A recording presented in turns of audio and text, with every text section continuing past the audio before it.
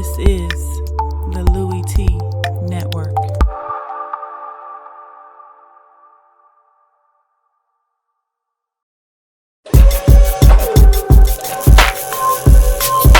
Louie Tee Live. Who else could it be but me, your man, Louie Tee? Welcome to Louie Tee Live for the final time in the 2016-2017 NFL season. It's been one hell of a run this year. The first season of Louie Tee Live, and I must say it has been a blast. And it's because of viewers like you that have made this program what it has been this season, and I thank you from the bottom of my heart. But as all good things, as once told to me, must come to an end, and this is the final episode of Louie Tee Live for this season. So we're going to go out with a bang tonight. Got a big announcement later on in the program. We'll talk about that when we get there. And it's pertaining to this program and future programming and some things that I'll be doing next year with the channel and so forth and so forth. So stick around for that. Hopefully we'll be able to chop it up and talk about that a little bit later on. But as always, welcome to the program. Got a lot in store for you tonight, as this is the season finale. So we're going to jump into the rookie wall. And once again, ill-prepared, but this time I did put together a semblance of a list for the rookie wall to send us out on a high note. And as you know, next year, this rookie wall will not be on this program. And there'll be a lot of changes to Louie Tee Live next season. And we'll talk about all of those things when we get to the announcements at the end of this program. We'll jump into Looky, take a look around the league and what took place in week 16. And man, did a lot transpire last week. Couple of huge injuries to some key quarterbacks in this league. The Browns get their first win. The Falcons are now the 2 seed in the NFC. The Seahawks are now the 3 seed. The Lions have now fallen out of first place in the NFC North. The Giants lost to the Eagles, so the Cowboys clinched not only the NFC East, but the first overall seed in the NFC playoffs. A ton happened over the last few days in week 16, so we will discuss that in Looky. Ticket to the dance, it's pretty simple. Now the picture is cut and dry. It is a clear, focused view. Now, we know exactly what needs to happen, and we'll talk about that a little bit later on when we get to Ticket to the Dance. And then, of course, Louie Tee versus the world. We'll look at these picks for the final time this year and see how you guys did. Feel free to send me your Week 17 picks, but Week 17 is so unpredictable. A lot of teams don't have anything to play for, so I hate really factoring that into the overall score of the picks that are being made because, again, you have no idea. Like, for instance, the Pittsburgh Steelers, they're resting all of the killer bees, which they should. Roethlisberger, not playing. Brown, not playing. Bell, not playing. Rightfully so. Okay, you need those guys healthy. If you're going to make any kind of a run in the postseason, those guys have to be healthy as they can be. So no need in risking them versus the Browns in week 17. So you're going to get games like that where you don't know what's going to occur. And so because of that, it's going to skew the actual record. So to me, week 16 is the final week where you really get a sense of making picks and thinking you know what's going to take place. And I think a couple of y'all might have dropped the ball last week because there were so many upsets and things and twists and turns. A few of y'all might have had a hell of a week, and not in a good way. And so we'll discuss that a little bit later on when we get to Louie Tee Live. Then I'll drop the announcement on you, and then we'll get to my picks for week 17. Again, I'll just throw those out there, but I'm not really keeping score per se because, again, I don't expect these games to go exactly the way that I draw it up because you just don't know who's going to play and for how long. So with that being said, let's jump into this semblance of a rookie wall that I've put together just to finish up this season. So let's jump into that right now. And so let's jump into the rookie wall, get this thing nice and steady here, and talk about these rookies one final time this year and what a rookie campaign for these guys it has been. And so we'll jump into the rookie wall. I'll give you the 7 guys on the wall for week number 16, moving into week 17. And then we're going to talk about a few honorable mentions. And then we're going to skedaddle and move on to Looky. Let's start with number 7 on the rookie wall this week. And remember, some rookies are going to climb, others are going to fall. It's the Louie Tee Live rookie wall. That being said, you start at number 7 on the rookie wall this week. And it's Philadelphia Eagles quarterback Carson Wentz. Has been here since the very first installment of the rookie wall this season and has not left the wall. But this is as high as he's been, or low, I should say, in terms of the wall. Carson Wentz and the Eagles have fallen on hard times, but they got a huge victory versus the New York Giants on Thursday Night Football, and Wentz was a huge part of that W, and so Wentz remains on the rookie wall. He's had a stellar rookie season, had his ups and his downs. It started out really well for him and the Eagles. They start 3-0. He's 7 touchdowns, no interceptions. And then you kind of started to see teams make adjustments. The Eagles and their lack of talent at the skill position started to really shine through. And then you saw Wentz kind of hit a little bit of a bump in the road, and they started to struggle. They started losing ball games. He started to throw interceptions. It all kind of coincided with the lack of talent on this football team. But he still showed why they traded up to number 2 overall to get him, and he's going to be the real deal for the Eagles for years to come. He comes in, does Carson Wentz, Philadelphia Eagles rookie quarterback, at number 7 on the rookie wall. Number 6 is a guy that could easily be higher up on this rookie wall here, Joey Bosa. San Diego Superchargers rookie defensive end / outside linebacker. Joey Bosa has been a revelation for the San Diego Chargers, and I know a lot of people who thought he was going to be a bust when he got into this league, and I didn't understand why that was, but I said, look, this guy can change the game. He came into the league with a skill set that is been matched by few, if any, over the last 5 to 7 years in terms of his hand usage. You don't see that kind of hand usage from a college football player coming into the National Football League. Normally, that kind of hand usage is taught at the next level. You don't come into the league with that. It was elite at Ohio State. It's been elite this season, and he's got a nonstop motor. And for a guy that has missed the first 3 or 4 games of the season, Joey Bosa has 9.5 sacks, leading all rookie pass rushers. He's been on a tear of late, and he's equally as good against the run. Joey Bosa coming in at number 6. This guy has been ultra impressive. May eclipse the 10-sack threshold this season, double digits for Joey Bosa. Who would have thought after he missed the first 3 games of the season and then had another game that he missed due to injury that Joey Bosa would be atop the sack leaders among rookies with 9.5. He's been outstanding. He's on the rookie wall. Michael Thomas, New Orleans Saints rookie wide receiver, has been balling all season long. He's about 15 yards or so short of 1,000 on the season. And if he's healthy in week 17, he's going to get that milestone. So huge season for him. He's been by far and away the most consistent receiver this season among the rookies. And so he's been a huge part of the success that the Saints have had this season. When they've had success, he's been a large part of it. And he continues to make his presence felt on the rookie wall as he comes in at number 5 on the rookie wall. New Orleans Saints wide receiver out of the Ohio State University, Michael Thomas, a big-time playmaker for the Saints in that offense all season long. Number 4 on the rookie wall, Tyreek Hill.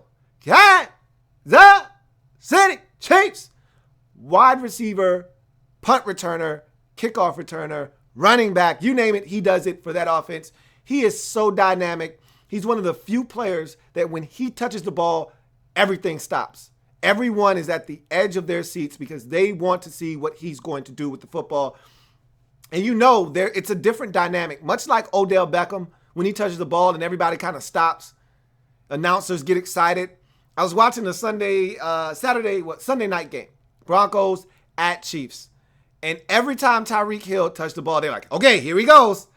You just have that feeling. And in that game, he busts off a run where he gets to the outside, has no business being able to turn the corner. But not only does he turn the corner, he turns on the afterburners, beats a safety that has an angle down the sideline, scores a touchdown from about 50, 55 yards out. It's what Tyreek Hill does, it seems like, on a weekly basis now. This guy is the most dynamic player in the league with the ball in his hands. Maybe Odell Beckham Jr. is right there neck and neck with him, maybe 1A, 1B. But for a rookie to come in and have the impact that Tyreek Hill has had on this Chiefs football team, words can't express what he means to that Chiefs team right now. Tyreek Hill coming in at number 4 on the rookie wall. Coming in at number 3, the Bears rookie running back Jordan Howard. Bam! Jordan Howard. Coming in at number 3, over 1,000 yards rushing. As a matter of fact, over 1,100 yards rushing for the Bears rookie running back Jordan Howard. If not for Ezekiel Elliott, we would be talking about him as the best rookie running back this season. And because of Ezekiel Elliott's success, he's been overshadowed. But make no mistake about it, Jordan Howard has been stellar this season. If not for him, there'd be nothing to talk about on that Bears offense right now. But Jordan Howard, week in, week out, puts in work for that Chicago Bears football team. And again, against the Redskins on Saturday, another 100-yard effort. This guy just continues to get it done. He looks like the real deal in Chicago. If he can stay healthy, the Bears have themselves another beast running back for years to come. And there will be no drop off from Forte to Howard, as this guy has come in, picked up the mantle where Forte left off, and has not looked back. Over 1,100 yards rushing, and he continues to find the end zone. Jordan Howard, number 3 on the rookie wall this season. Coming in at number 2, you know who it is. You already know who it is. Dallas Cowboys rookie quarterback Dakota Prescott coming in at number 2. And I'll tell you what, I gave it some thought after what he did to the Buccaneers. 32 of 36. Did you just hear what I just said? Let me repeat that. 32 of 36. 89% completion percentage. That's insane. But I said, come on, man. Even though despite that being one hell of a football game that he played, and that was in the face of a bunch of rumors and adversity and people saying maybe they need to go to Tony Romo, he came in and he shut up the detractors. He shut up all of the naysayers with a performance for the ages. He's been by far and away the best rookie quarterback, not even up for discussion. Dak Prescott, the Cowboys would not be in the position that they're in right now, 13-2, number 1 seed in the NFC East champions, best record in the league, tied with the Patriots. They wouldn't be where they are without the steady hand of Dakota Prescott. And that's why he's number 2 on the rookie wall. 20 some odd touchdown passes, only 2 picks. This guy just continues to amaze this season. And or 3 picks I think we're at now, maybe 3 or 4. But in any event, Dakota Prescott, number 2 on the rookie wall. Gives you both the arm and the legs. He's a dual threat quarterback in every sense of the word. He's number 2 on the rookie wall. Let's recap quickly the rookie wall. And this is the overall rookie wall for the season. Mind you, not just week 16, but this is the overall rookie wall for the entire 2016 NFL regular season. Coming in at number 7, Philadelphia Eagles rookie quarterback Carson Wentz. Coming in at number 6, San Diego Chargers defensive end Joey Bosa. Remember, those 2 guys, top 5 picks in the draft. Coming in at number 5, New Orleans Saints rookie wide receiver Michael Thomas, 2nd round pick out of the Ohio State University. Coming in at number 4, Kansas City Chiefs rookie wide receiver / punt returner / kick returner, and whatever else you want to put him at, running back, whoever, Tyreek Hill. Coming in at number 3, the Bears rookie running back Jordan Howard. Coming in at number 2, Dallas Cowboys rookie quarterback Dakota Prescott. Coming in at number 1. Coming in at the number 1 spot, it's none other than Ezekiel Elliott. Dallas Cowboys rookie runner out of the Ohio State University, the third Buckeye to bless this list on the overall rookie wall for 2016. That goes to show you how strong of a draft class the Ohio State Buckeyes by themselves had this past season. Ezekiel Elliott has been the biggest story of the 2016 season. Whether it's him saying, "Feed me, I'm eating," or it's him jumping into the kettle, the Salvation Army kettle on Sunday Night Football, or it's him terrorizing the league for over 1,500 yards rushing and 15 rushing touchdowns, not to mention the extra 400 to 500 yards receiving and another 3, 4, 5 receiving touchdowns that he has on the season. He's been the best running back, not as just a rookie, but the best running back in the league this season, along with David Johnson and Le'Veon Bell. He's been one of the best running back in the league. And he leads in rushing. He leads in yards per carry or per game. He leads the league in rushing touchdowns. You name it, Ezekiel Elliott is doing it and doing it at the highest of high levels this season for the Dallas Cowboys. You can give a lot of the credit to his offensive line, but this guy makes a difference. We weren't having the same conversation about Darren McFadden, who ran behind this exact same offensive line last year. This guy is special, and he's proving it this season. Ezekiel Elliott, your number 1 player on the 2016 rookie wall. So let's get to some honorable mentions before we move on. Yannick Ngakoue and his teammate, Jalen Ramsey.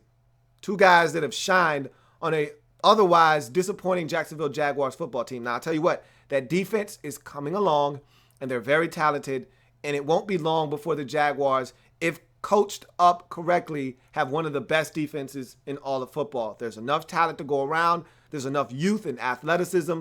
It's dripping and oozing out of every nook and cranny on that Jaguars defense, and these are 2 of their better players here in Yannick Ngakoue, defensive end rookie, and also cornerback Jalen Ramsey. This guy has turned out to be a stud, and I wasn't quite sure what they were going to get if he played corner. I felt confident about what he could do as a safety, wasn't quite sure about what they'd get out of him at corner. I'm convinced that this kid has top 5 corner written all over him. Give him 2 years, he'll be in the discussion as one of the best in the league. He's physical, he's not afraid to play man-to-man coverage against the league's best, and he's not afraid to step up to the challenge and make plays on the football. I'd like to see him attack the football a little bit more. Only had 1 interception this season, but that will come with time potentially. I love what I've seen out of him this season, and I think he's got a chance to really be a big-time player for the Jacksonville Jaguars. Those 2 are definitely honorable mentions. You look at another guy that was getting after the quarterback this season with regularity, Leonard Floyd, Chicago Bears rookie, outside linebacker / defensive end. Another guy getting to the quarterback. He and Yannick Ngakoue have 7 sacks right now. We'll see if either of them can bag themselves another quarterback to finish up the season strong. But both of those guys have been doing work this season. Floyd, earlier in the season, sacked Aaron Rodgers, stripped him of the football, and recovered it for a touchdown. Yannick Ngakoue has an interception. So those guys are putting in work and getting to the quarterback. And so another pass rusher doing human-like work this season.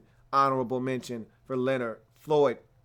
Also, another guy that has been stepping up of late and has had his moments this season, and I think he's got a bright future ahead of him as well. Sterling Shepard, wide receiver of the New York Football Giants. Here's a guy that is second currently in receiving in the league among rookies, right behind Michael Thomas, playing some outstanding football. And Eli Manning is starting to trust him as a big-time go-to target. After Odell Beckham, the next guy that I think Eli trusts the most in that offense is Sterling Shepard for good reason. He's tough as nails. He'll go over the middle. He'll do the dirty work. And all this guy has done this season is catch touchdowns. A big part of the reason why the Giants are sitting at 10-5 with a playoff berth already in hand is because of the development and play of rookie wide receiver Sterling Shepard. More notable players this season. You talk about offensive linemen. Got to mention the big guys up front, the big nasties that have gotten it done this season. There's a 3-pack of guys that have played really well. Jack Conklin out there in Tennessee for the Titans at right tackle. At left tackle, Taylor Decker for the Detroit Lions. And Ronnie Stanley of the Baltimore Ravens have all come in and helped solidify the offensive lines that they've been selected to this season.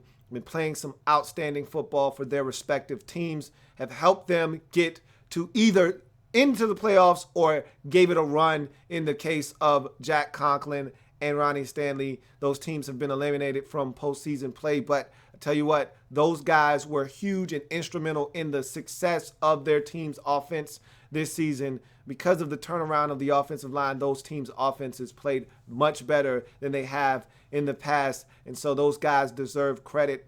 Conklin helping pave the way for the third leading rusher in the NFL right now, or second leading rusher, I believe, in DeMarco Murray.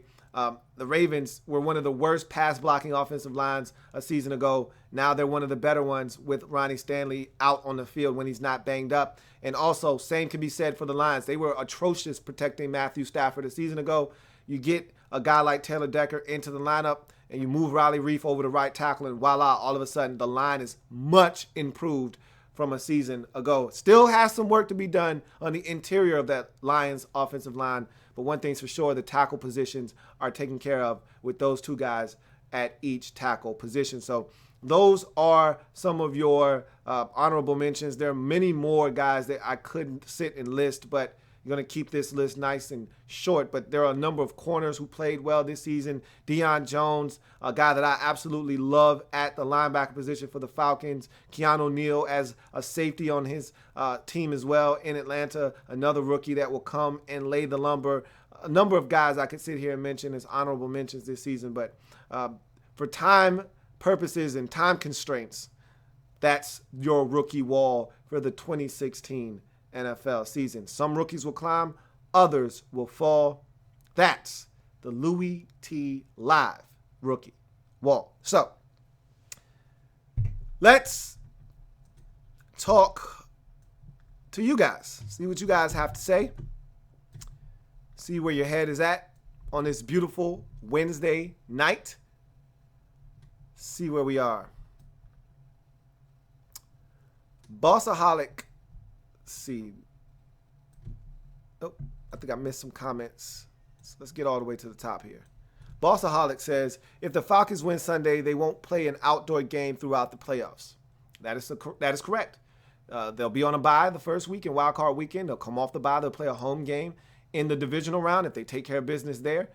Well, if they take care of business there and the Cowboys take care of business, they'll be going to Big D still inside. If the Cowboys don't take care of business, then they'll have a home game again in the championship game. So they'll be the de facto championship game location. So, yes, that is correct. If the Falcons take care of business, remain the number 2 seed in the NFC, they will not have to set foot outside come playoff time. And even if they make it to the Super Bowl, that's in a dome, NRG Stadium in Houston. So, yes, that is a fact. The Atlanta Falcons will not have to set foot outside in the conditions, in the elements, if they take care of business on Sunday. Bossaholic also says, I think the Lions will beat the Packers. This family business, the Lions got embarrassed, and it's at Detroit. Detroit just won't let Mr. Rogers make it in his neighborhood. Hey, man, they don't have to let him do anything. Mr. Rogers will come in there and take that neighborhood. We'll see what happens. You're right. It is family business. And if those two teams say they ain't did it, then they ain't did it. But if they did, well, that's family business. You know how it goes.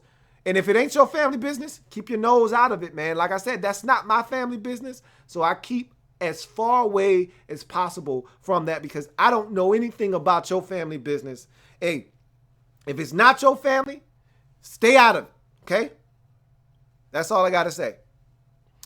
Eduardo O'Neill says, if the Redskins are in, which team would you want to face? Atlanta, Seattle, Green Bay, Detroit, and why? Well, I think I've already answered this at least 2 or 3 times already, but I'll answer it again. If the Redskins can get in, and that's a big if, they still got to win in Week 17 versus the Giants. And then you have to make sure the Green Bay-Detroit game isn't a tie, but I highly doubt that that's going to end in a tie. So if the Redskins win, for all intents and purposes, they're in. And that's still a big if. But I've already said it really doesn't make me any bit of difference between Atlanta or Detroit. I wouldn't be afraid of going to either one of those locations and playing. But most likely it's going to be Seattle or Green Bay. And I told you, I just want to get in. I honestly don't give a damn where we go. I don't want to go to Green Bay. I can assure. I'd much rather go to Seattle than go to Green Bay because I don't want any part of Aaron Rodgers. The Seahawks are struggling right now. I'll take my chances with them, and we probably wouldn't beat them either, but hell, I like my shot. I don't want any part of Aaron Rodgers. Not right now. He's piping hot. And the last time I saw him, he was, quote unquote, struggling, and he lit our ass up. You know our defense is terrible. So Atlanta would light us up defensively. Green Bay would light us up defensively. The Redskins should have beat Detroit the last time we played them. So I am absolutely 100% confident that we could go into Detroit and win. Absolutely confident. We had them on the ropes the first time, let them off the hook. Dominated that game even. Had some mistakes, some fumbles, some turnovers. I would much rather go to Detroit out of any of those teams. But again, the likelihood of the Redskins getting in and having to play the Lions is slim to none. I just don't like their chances. I think it's either going to be Seattle or Green Bay in that third slot. And right now, I'm thinking it's going to be Seattle. And that's fine by me. I could care less. I really could.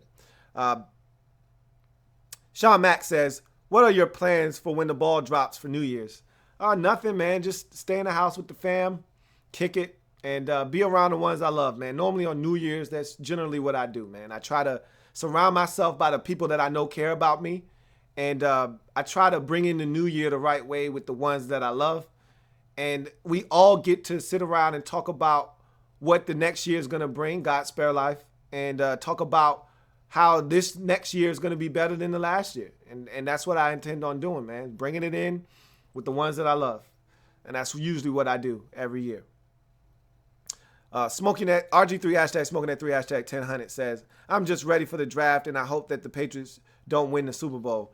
We'll see what happens, man. It's anybody's guess as to what's going to happen in either conference right now. Atlanta fan for life says, do you think the Falcons have the potential to go to the Super Bowl this year or wait a few years? Like I told you before, and I've said this before and I'll say it again. Once you get into the dance and they shut the doors, all bets are off, man.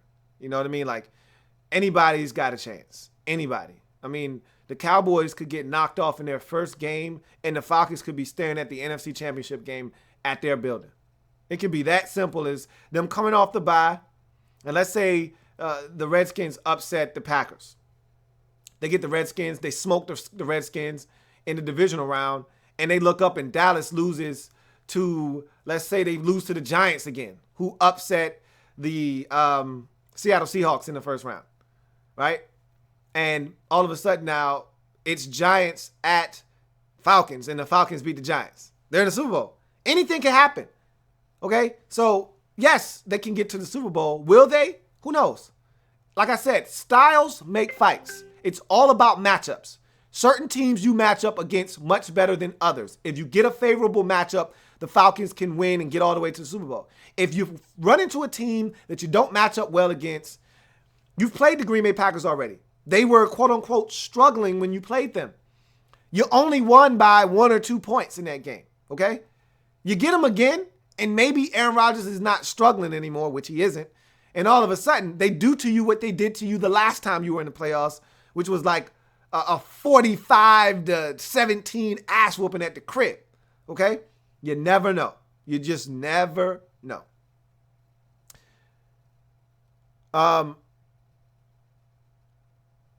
Jaleel says, in my screen says waiting for Louie Tee. I don't know. I don't know if you were here early and I hadn't started yet, but I'm here. Poof. Hey. Eagle Speed is a nerd says, what team is most dangerous in the NFC because of playoff experience? Well, if you're talking about the team with the most playoff experience, obviously you're talking about the Seattle Seahawks. That core group of guys has been to the Super Bowl twice. They've been to the NFC Championship game 3 times. They've been to the divisional round 4 times. This is a team that is battle tested in every sense of the word. So If you're talking about playoff experience, you're talking about the Seattle Seahawks. They're the definition and model of it in the NFC. But if you're just talking about a team that can get it done from an experience point of view, then the Green Bay Packers do fall in there. Aaron Rodgers has been to the playoffs numerous times, been to a Super Bowl once, won a Super Bowl. So they have some experience. But really, when you look around the NFC, there aren't many teams with a ton of experience. Matt Ryan has been a bunch of times, but he's also lost a bunch of times. Okay, he's only won one playoff game in like 6 or 7 tries. So there are not a lot of teams with success. It's one thing to have experience. It's another thing to have experience with success. You can't really talk about many teams in the NFC right now. Eli obviously won 2 Super Bowls, and but there aren't many players left from those Super Bowl teams on the Giants roster other than Eli. So with that being said, you're talking about a team that's lacking that kind of experience. So again, the Seattle Seahawks are the team with the most experience in terms of the playoffs in the NFC. And that makes them dangerous. Indeed. Jaleel says, how about those Browns? And we're going to talk about them when we get to Looky. Don't you worry.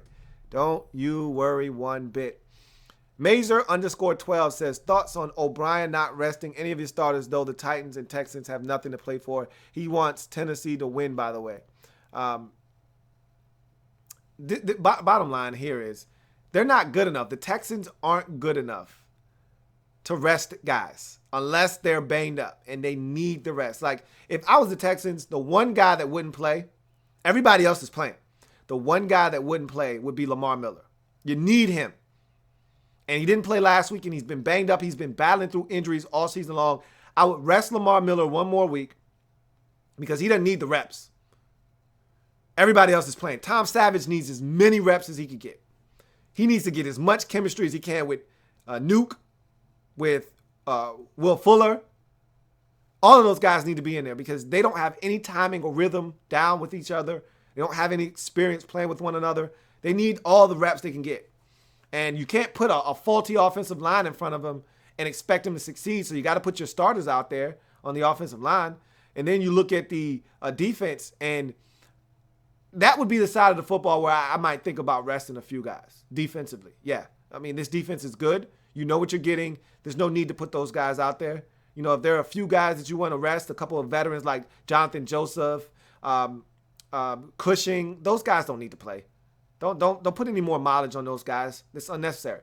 You know, but the young guys, AJ Boye, they play. Those guys are going to be out there. I would put them out there quick, fast, and in a hurry. Clowney, he'd sit his ass down because he's been dealing with some injuries over the last couple of weeks. He came back last week, had an impact versus Cincinnati, but he could use a week of rest, no doubt. I wouldn't put him out there, but like I said, for the most part, if I'm the Texans, I'd be playing most of my starters, but a select few would be sitting down this week. So I don't have a problem with what O'Brien is doing. It's actually probably a necessity in Houston because of the lack of success they've had on the offensive side of football. And what we saw from them on Saturday night versus Cincinnati was a farce. And if they do that in the playoffs, they're going to lose. He knows that, so they need all the reps they can get. Slump TV says, with Coughlin meeting with the Jaguars, who should the Chargers target as their next head coach? Did I miss something? Did you guys already fire Mike McCoy? Because I didn't see that one come across my timeline yet. No, I'm just messing with you, Slump. They're going to fire him. He's done. That loss to the Browns, if he wasn't already fired, that was the final nail in the coffin. He's gone. He was going to get fired anyway, whether they beat the Browns or not. But you didn't want Tom Coughlin as your head coach anyway. I mean, look, bottom line is you got Phillip Rivers. If I'm a head coach, I'd love to coach Phillip Rivers. Now, this is the thing. Phillip Rivers only has 2, 3, 4 years max left in him, if that. Are you coming on board and looking to win with a veteran team, or are you looking to build something of your own? If you're looking to build something of your own, then you don't go to San Diego. If you're looking to win with a veteran group that's ready to win now, that's got the pieces to win now, with a veteran quarterback that can win now, you go to if you're Josh McDaniels, you go to San Diego. That's a job that should intrigue you. If you're Kyle Shanahan, you go to San Diego. That's a job that should intrigue you because they have everything you need. They've got a back that can run your stretch zone run blocking scheme.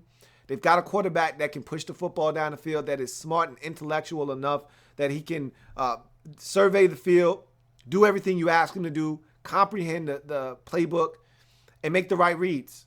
So I think a lot of these young offensive coordinators that are intriguing a lot of teams that want to talk to him, San Diego would be an ideal spot for him. You know, there's talent there. The defense hasn't been bad this season. I think that's an intriguing job. So Josh McDaniels is a guy that comes to mind. Kyle Shanahan is another thing you got to realize with like Kyle Shanahan is that he's talking crazy. He's like, hey, if you get me, I want to bring my dad on board. You know, and I want my dad to be, you know, overseeing personnel and this, that, and the third. So, you know, he might be making some special requests that you may not want to honor. So we'll have to see what the Chargers are willing to give up in terms of power. But one thing's for sure, if I'm San Diego, I don't want a retread. I want a coach that's young, that's hungry, that's vibrant, that is offensive-minded, because I think that's the problem right now in San Diego. Inconsistency on the offensive side of football. Defensively, if you can just get guys to stay healthy, and I know that's a big if in San Diego because every year it's the same damn thing every year.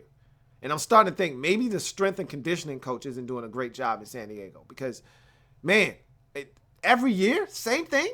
Every year? That's insane. RG3 hashtag smoking that 3 hashtag 1000 says, who's the best rookie man-to-man corner? Jalen Ramsey. Without hesitation, it's Jalen Ramsey. He's been playing man-to-man all season long. He's been going up against the best wide receivers all season long. He's been doing a hell of a job all year long. My biggest knock on him was the lack of production in terms of interceptions. And it's not for a lack of targets. Teams were coming after him. He just didn't make plays that I thought he should have been able to make. But if not for the other rookies performing as well as they did, he would have definitely been on the rookie wall. He probably should have made it at least once. But bottom line is he's been by far and away the best rookie man-to-man corner in the draft in this past regular season. WDMV362radio.com says, Bucs running back Doug Martin suspended for 4 games. If they lose, where does this put the Redskins playoff scenario outside of beating the Giants to make it in? So, if the Redskins win, then it doesn't matter what the Bucs do.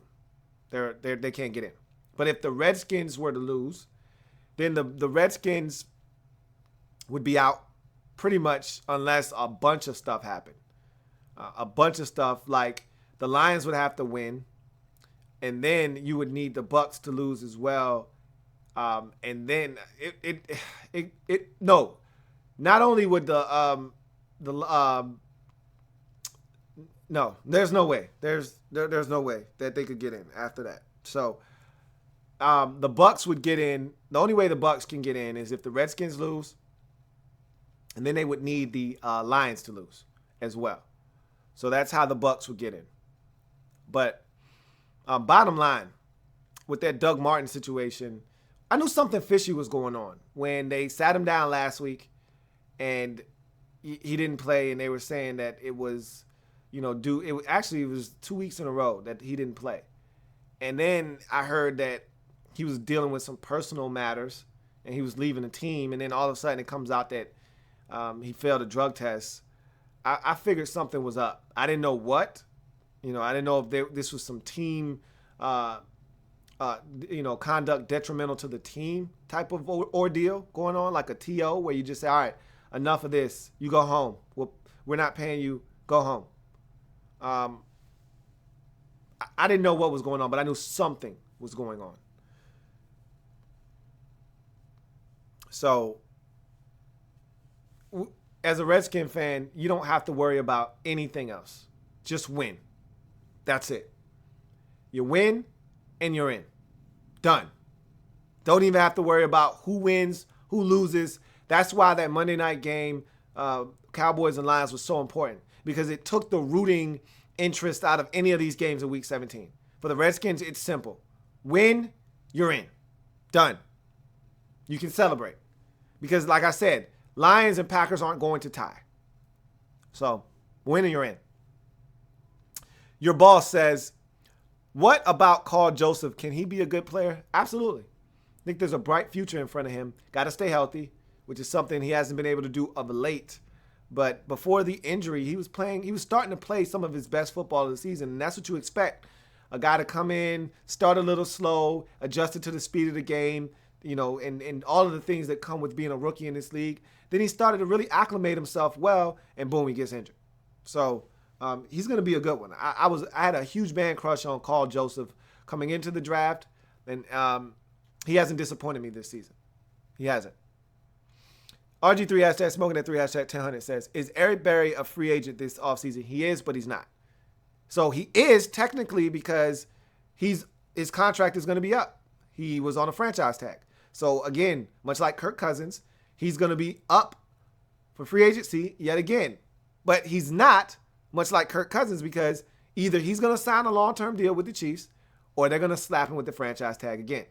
Same thing with Kirk Cousins. So yes, while he is a free agent, technically he's not going to be out on the market for another team to scoop up. WDMV362radio.com says, oh, okay, I already read that one. We'll move on. DG Production says, if Ramsey not on the wall, then what can I say? You just a hater, LOL. Just joking, Lou. But for real, don't snub that man. Look, I like Jalen Ramsey a lot, and I probably should have given him more credit because especially at the cornerback position, just because you're not picking off the football and there aren't a number of some gaudy stats and there aren't a bunch of tangible numbers for us to pick at, doesn't mean you're not out there balling. So from that standpoint, he should have been on the rookie wall. But this is the thing. There are other guys out there balling, putting up numbers that are tangible that you can see. It's the same premise with these offensive linemen that haven't been getting enough love this season. They're playing excellent football, the ones that I mentioned as honorable mentions. Playing outstanding football, but do we mention them? No. You know why? Because there aren't any tangible stats that you can put your hands on and say, hey, look, he's got blank amount of pancakes. But there actually are numbers, but you got to go digging for those. It's not readily available like, hey, man, this guy's got 872 receiving yards and 9 touchdowns. Oh, man, this guy's averaging over 100 yards per game rushing. Those numbers aren't available for a corner. Either you're tackling the guy, you got a pass breakup, or an interception. Other than that, there's not much else that we can gauge. So when you're not breaking up a ton of passes, when you're not picking off a ton of passes, hard to really say, hey, man, this guy's holding it down. Even though I watched the games, I know what this guy was doing. He was holding it down, but there were other guys holding it down, and we could actually see the numbers that bared that out. So it made it hard for him to make it onto the rookie wall. But yes, I felt like he should have been up there at least once this season. I do admit that. The Black Al Bundy says, what up, Louie? What up, Black Al B? What's good with you, man? Good to see you. RG3 hashtag smoking at 3 hashtag 1000 says, which team has the worst O-line in the league, the Browns or the Rams? The Rams. Do you see Isaiah Crowell running for 100 yards, it seems like, every other game? Todd Gurley hasn't even sniffed 100 yards this season. Hasn't even been close to 100 yards this season. His highest mark might be like 77 yards. Okay, their offensive line has been abysmal all season long. And so I'd go with the Rams there. RG3 hashtag smoke that 3 hashtag 1000 says, name your top 3 D-line in the league. I'll take the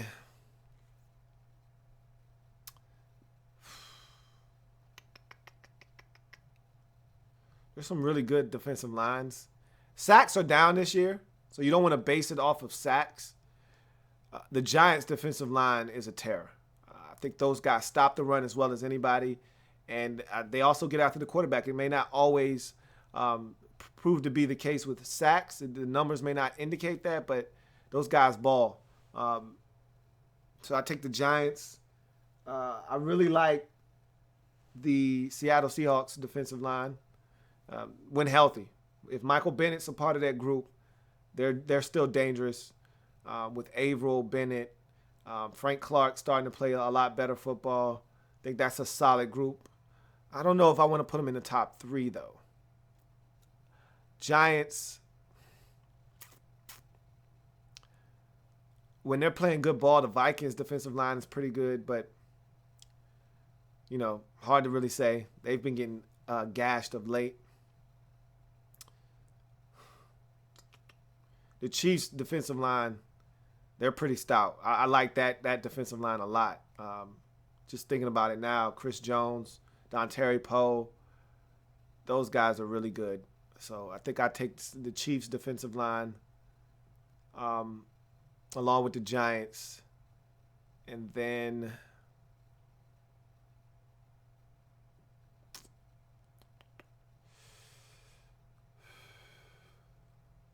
I'm trying to go through these divisions in my head. The Dolphins' defensive line is really good. When they're on, they're a tough unit, but they're inconsistent. So I wouldn't mess with them.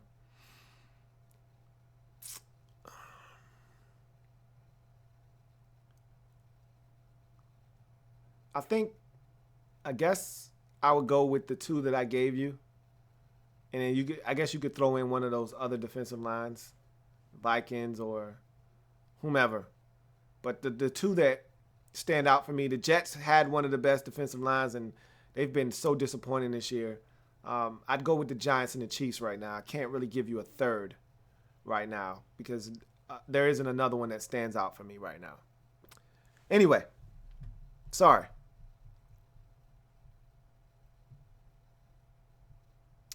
All right, let's get to Looky. We'll stop right here with Jaleel and his comment that says Ramsey's better than everyone except Dak and Zeke. I beg to differ. He probably could have cracked this list if I wanted to do a tie. I thought about doing a tie and putting him in at 7th, but nah. I said I wasn't going to do that. So, hey, that's your opinion, man. Everybody's got their opinion. I'm not mad at it. Like I said, I think I underrated Ramsey's performance this year. I think I didn't give him enough credit.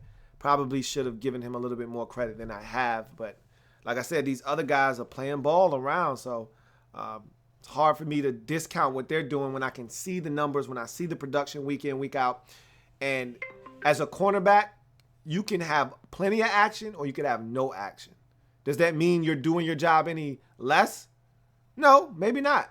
Maybe it does. Who's to say?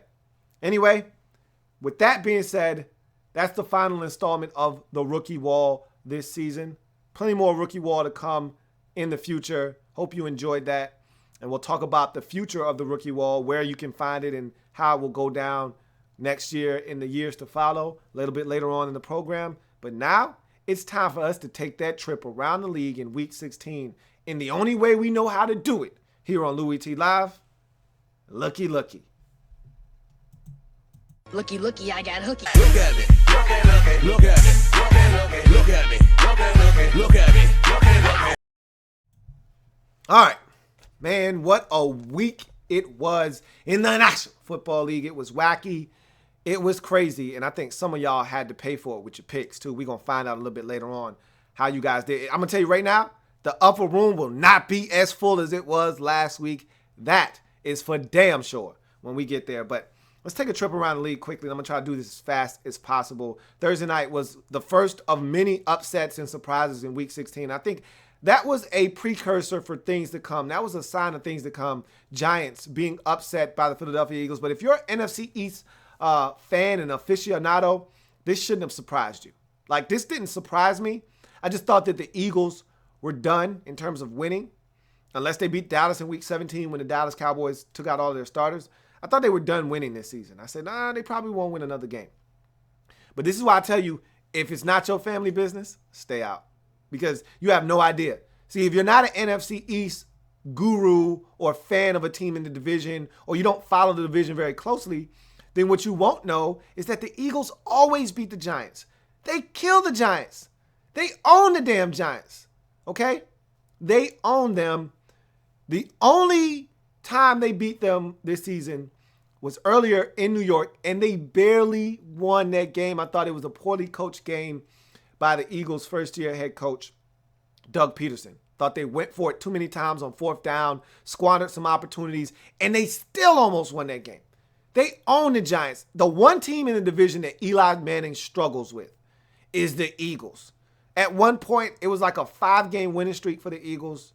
I think that win in the earlier in the season snapped that. And they're just going to start another streak. They own the Giants, do the Eagles. So that shouldn't have been a surprise. But I just thought the Eagles were done winning, but they found a way to get it done. And they usually find a way to get it done versus Eli Manning.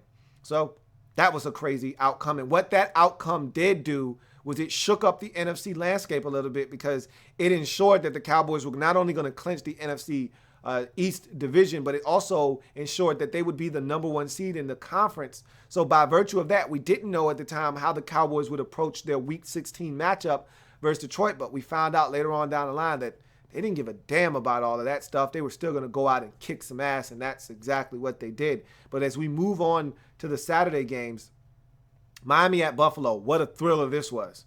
Buffalo Bills seemingly having this game in control. They go up by a field goal late after a 4th down conversion to Charles Clay in the end zone gives the Bills the lead. The Dolphins come back down the field. They are out of timeouts. They throw the football. It's caught inbounds. Instead of Damian Williams getting out of bounds, he's fighting for extra yardage. He can't get out of bounds. The clock is running. They got to race their field goal team onto the field from 55 yards out in Buffalo with the swirling winds. Andrew Franks, he got it. And we go to overtime. And the Bills take the football first, and they move it right down the field, and they're in field goal range. And Dirty Dan Carpenter misses his 2nd field goal of the game after the Bills get cute and try a reverse with Reginald Bush and lose about 12 yards. They deserve to miss a 45-yard field goal. And the Dolphins, with a stellar day by Jay Ajayi, over 200 yards for the 3rd time this season, get in the field goal range, and Andrew Franks nails the field goal as the Dolphins clinch a playoff berth with their 10th victory of the season. 34-31 in overtime in Buffalo. I did not see this one coming. I didn't. I said this is where playoff teams or teams with aspirations of playoff dreams go to die. Seen it happen before. We saw it last year. Jets, season, dead. Buffalo, week 17. We saw it 2 years ago. Dolphins, season, dead. Buffalo, week 16. Same exact spot 2 years ago. They got it done this time. That's some serious work the Dolphins have put in. Remember, this is the same Dolphins team that needed overtime to beat the Browns, needed a missed Cody Parkey field goal to get to overtime with the Browns and beat them earlier in the season. A team that was 1-4, left for dead, 10-5. Winners of 9 out of the last 10. That's impressive. That's damn impressive. Washington at Chicago. Redskins needed a bounce-back game. This was the perfect spot for them to play the Bears. After that lackluster performance on Monday night versus the Carolina Panthers, they bounced back in a major way, pick off Chicago Bears quarterback Matt Barkley 5 times en route to a 41-21 victory in Chicago, setting the stage for them to needing to basically just win to get in Week 17. San Diego Chargers at the Cleveland Browns. What a game this was. 2 missed field goals by Josh Lambo paved the way, one blocked by Jamie Meter, the other missed. Similar situation to the Dolphins. Late in the game, no timeouts, got to rush the field goal team on to get the kickoff with 2 seconds left. He pushes it wide right, does Josh Lambo, and the Cleveland Browns hang on. 20-17, and if you saw the exuberation, the jubilee on the face of those fans, on those players as they ran off the field, how ecstatic they were. The signs, all of the guys. I saw a guy doing a cabbage patch. Doing a cabbage patch. He was doing it hard too. They were so excited. And you know the best part about that win? You know what the best part was? They won, the 49ers won, and they're still going to have the first pick. How about that? How about them apples? That's how you do it. You win, and you keep the number 1 pick overall. Can't get much better than that. Best of both worlds. Big win for the Browns. I was excited for them, man. You know, I had 3 people immediately after the game was over, tell me this felt like the Super Bowl. This was our Super Bowl. Another guy tell me, I've never felt this good about one win in my entire life. Come on, man. That's what winning can do for you. The weight of the world off the Browns and their fans' shoulders with that win. It was impressive, and it was fun to see. It was a great scene in Cleveland. Minnesota at Green Bay. Packers continue to roll. And they did it again, dominating the Minnesota Vikings. But then again, who hasn't dominated the Vikings of late? They've been struggling on defense, and that continued. There was a report after the game that the players weren't listening to their coaches and that they were supposed to be doubling Jordy Nelson, and instead they didn't. And you saw the day that he had. Don't know how true that is. Doesn't matter. They were gashed in this game, whether it was Jordy Nelson, whether it was Geronimo Allison, or it was Devontae Adams. They were getting their asses handed to them in this game. Packers put up 38 and win this football game going away as they dominate the Minnesota Vikings 38-25, and now are one game away from clinching the NFC North Division. Remember, this was a Packers team that at one point this season, 4-6. 4-6. They've now won 5 straight games to put themselves in a position to win the NFC North Division. New England Patriots at the New York Jets, New York Jets at the New England Patriots. Who didn't see this one coming? It was 27-0 at half. The Patriots went up and rolled up 41 en route to a 41-3 victory. It's a mess in New York right now, but trust and believe, better days are ahead. And I hope, and I read a report today that not only will head coach Todd Bowles potentially be back, but GM Mike McCagnon will be back as well. And I hope that is in fact the case, because I think they deserve another shot. After going 10-6 in their first years there, to go 3-13, which it looks like the Jets are going to do. Don't condemn them. Say one and done because you didn't get it done in the second year. Give them another shot, and I think they will. Good for them. But they get their ass whooped 41-3 by the Patriots. Tampa Bay Buccaneers at the New Orleans Saints. This was an intriguing game, especially for me as a Redskins fan, watching this one with great intent, because same thing, Falcons fans were watching. My sister was right next to me cheering on the damn Saints, just like I was, because if the Buccaneers won this game, they'd still be right within striking distance of the sixth and final playoff berth in the NFC.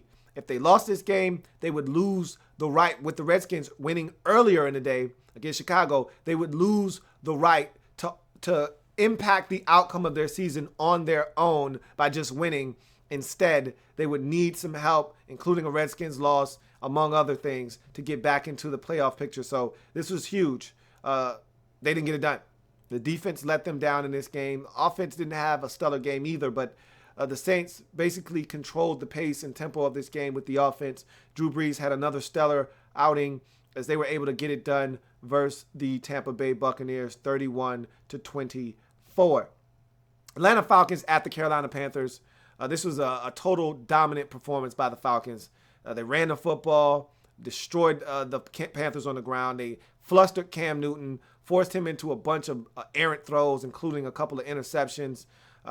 They were never in that game. If you watched it, there were a couple of times where you thought maybe the Panthers could get back in this thing, and lo and behold, 60-yard touchdown run by Tevin Coleman puts them to sleep.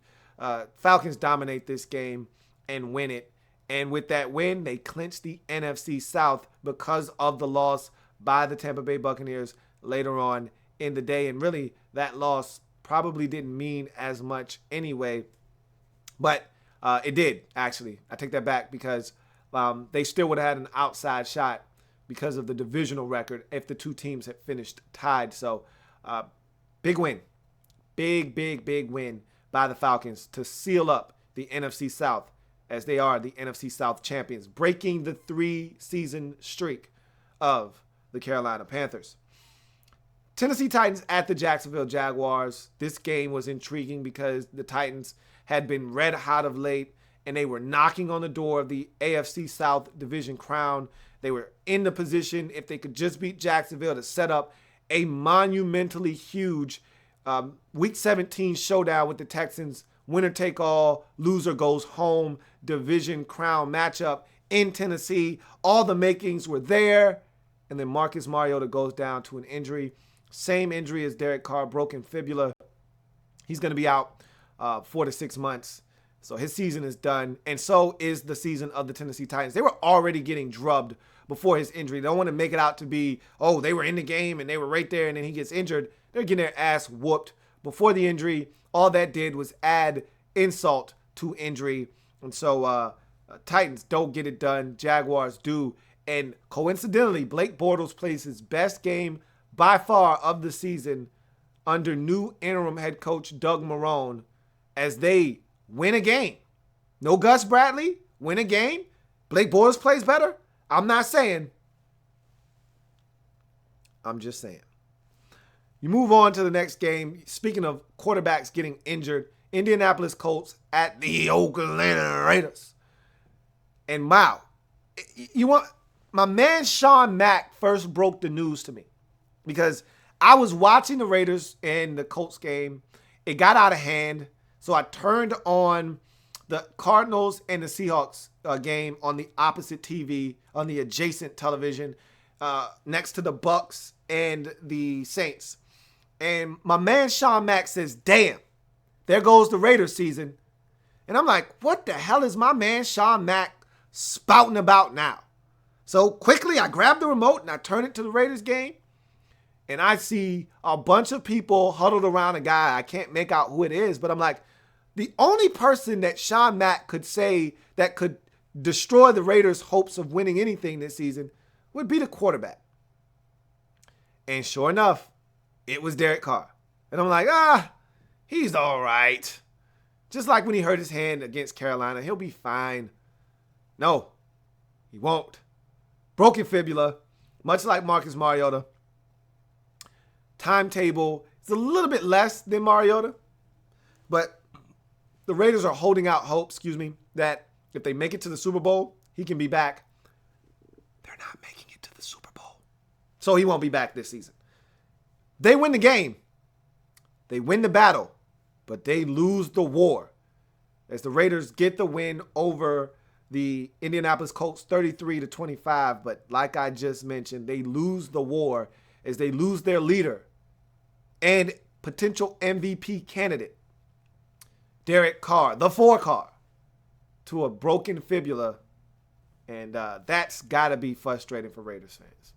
To come this far, to have this kind of hope, to have almost the best record, and you still have an outside shot, depending on what the Dolphins and the Patriots outcome is, could still get the number 1 seed.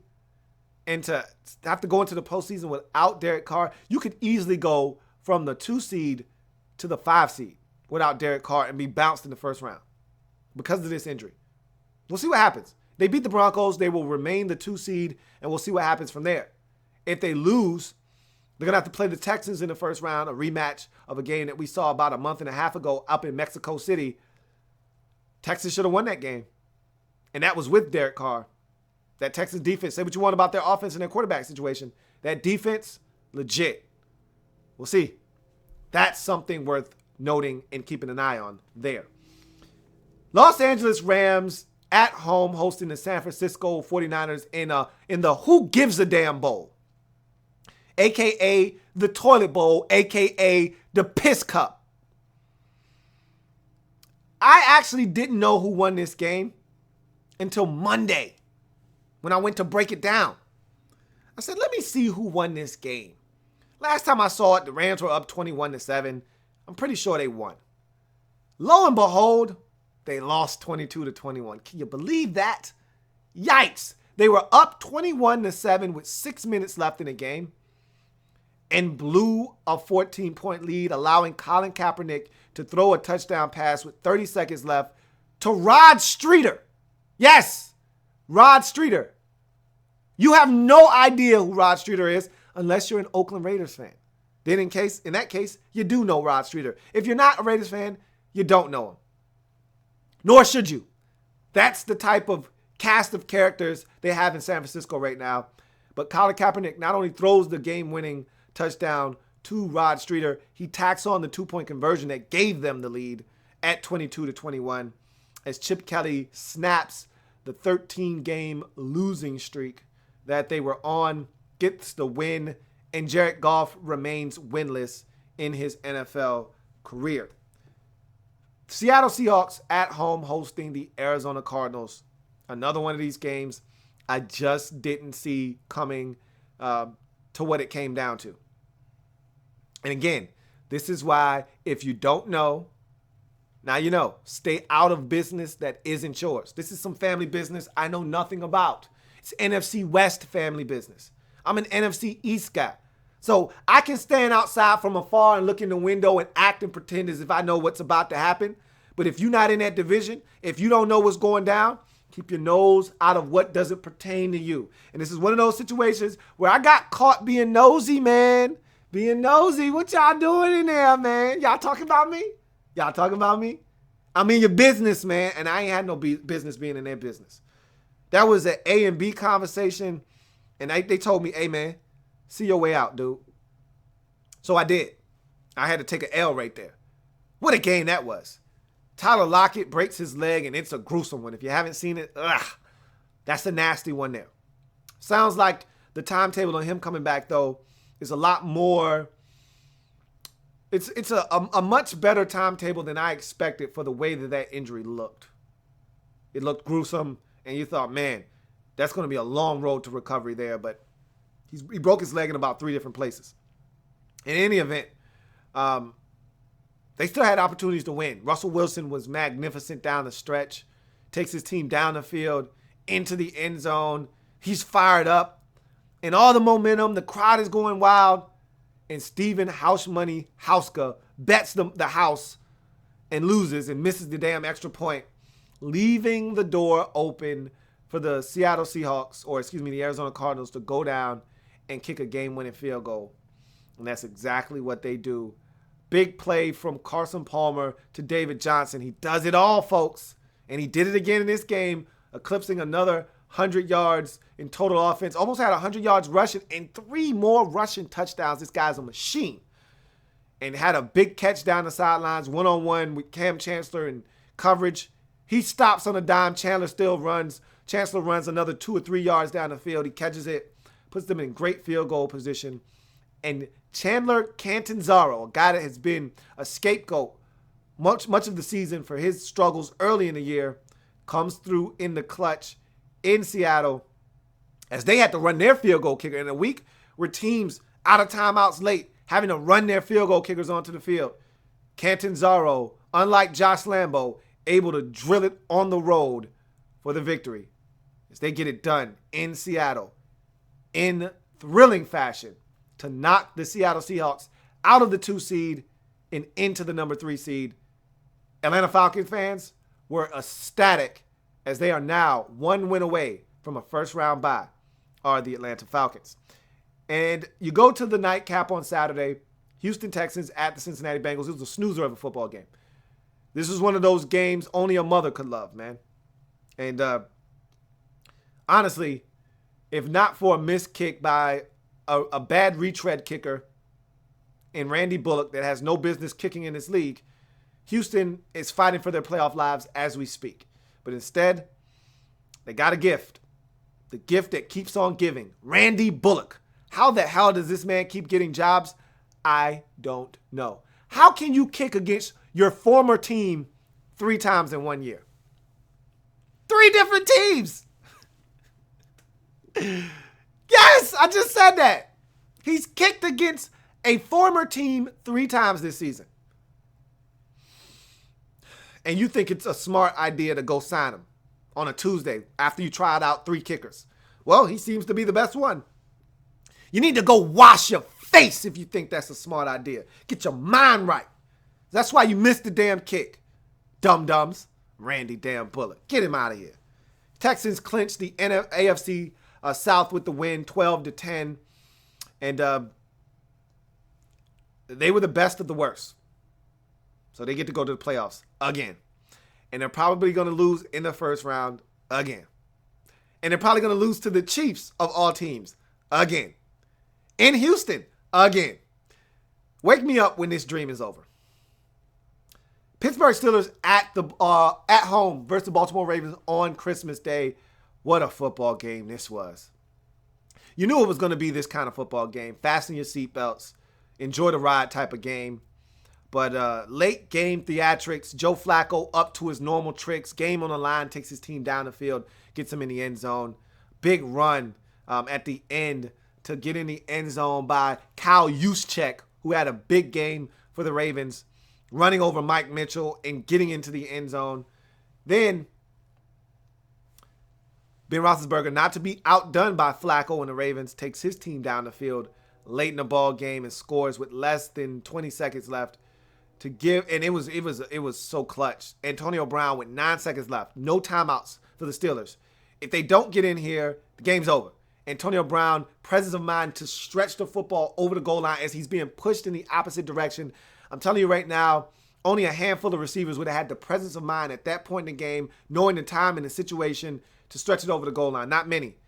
I tell you, it would have been like a Terrence Williams first game of the season versus the Giants situation where you don't get in, the clock runs, and you lose the game, and everybody's killing Ben Roethlisberger for making the throw and Antonio Brown for not getting in, and everybody's praising and lauding the Ravens for keeping their season alive and potentially winning the AFC North with that stop. But instead, Antonio Brown uses his brain, shows why he's one of the best receivers in the league, if not the best, by stretching it over the goal line and getting them that big win over the Ravens. And they had to have it because if they didn't get it, they would have lost this division and not made the postseason potentially. Wow, that was a big game, big win by the Steelers. They clinch up the AFC North division. Kansas City Chiefs at home versus Denver Broncos. This was a no contest, 33-10 ass whooping handed out by the Kansas City Chiefs. You saw this one coming because the Broncos just haven't been able to score of late. And nothing was different in this game. And against that Chiefs vaunted defense, you had to know they were going to struggle, and they did. And the Chiefs got some points early in this game, and that was plenty, but they added some later on in the game. And this has been the MO of the Chiefs. Start fast, finish slow. They were able to hold on versus the Raiders. They weren't able to hold on versus the Titans. They were able to hold on in this game versus the Denver Broncos as they get it done. And they put themselves in a position now where if they win and the Raiders lose, they're going to be the 2 seed in the AFC and clinch the AFC West division. So they've got a shot versus San Diego to win that game. And with Matt McGloin in at quarterback for the Raiders versus the Broncos, anything can happen in that division come week 17.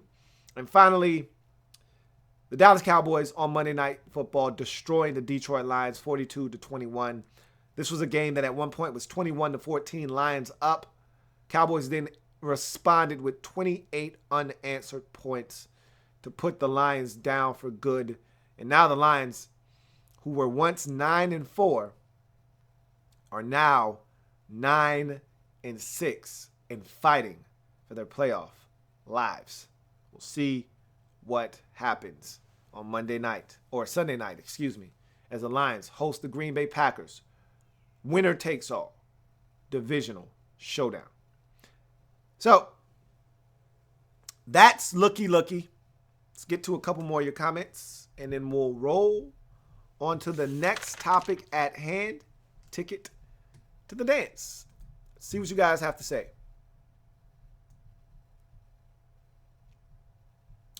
Bossaholic says, no Deion Jones on the wall. You better get your man Jay Reed to teach you some moves because I'm gonna square you up. Why are we trying to get violent, man? I gave Deion Jones and Keanu Neal some honorable mention love, man. Deion Jones, I tell my sister this all the time. You know, my sister's a Falcons fan. One of my sisters is a Falcons fan. I said, man, Deion Jones is your best defensive player, and he's going to be the best defensive player you got for quite some time. He's so talented.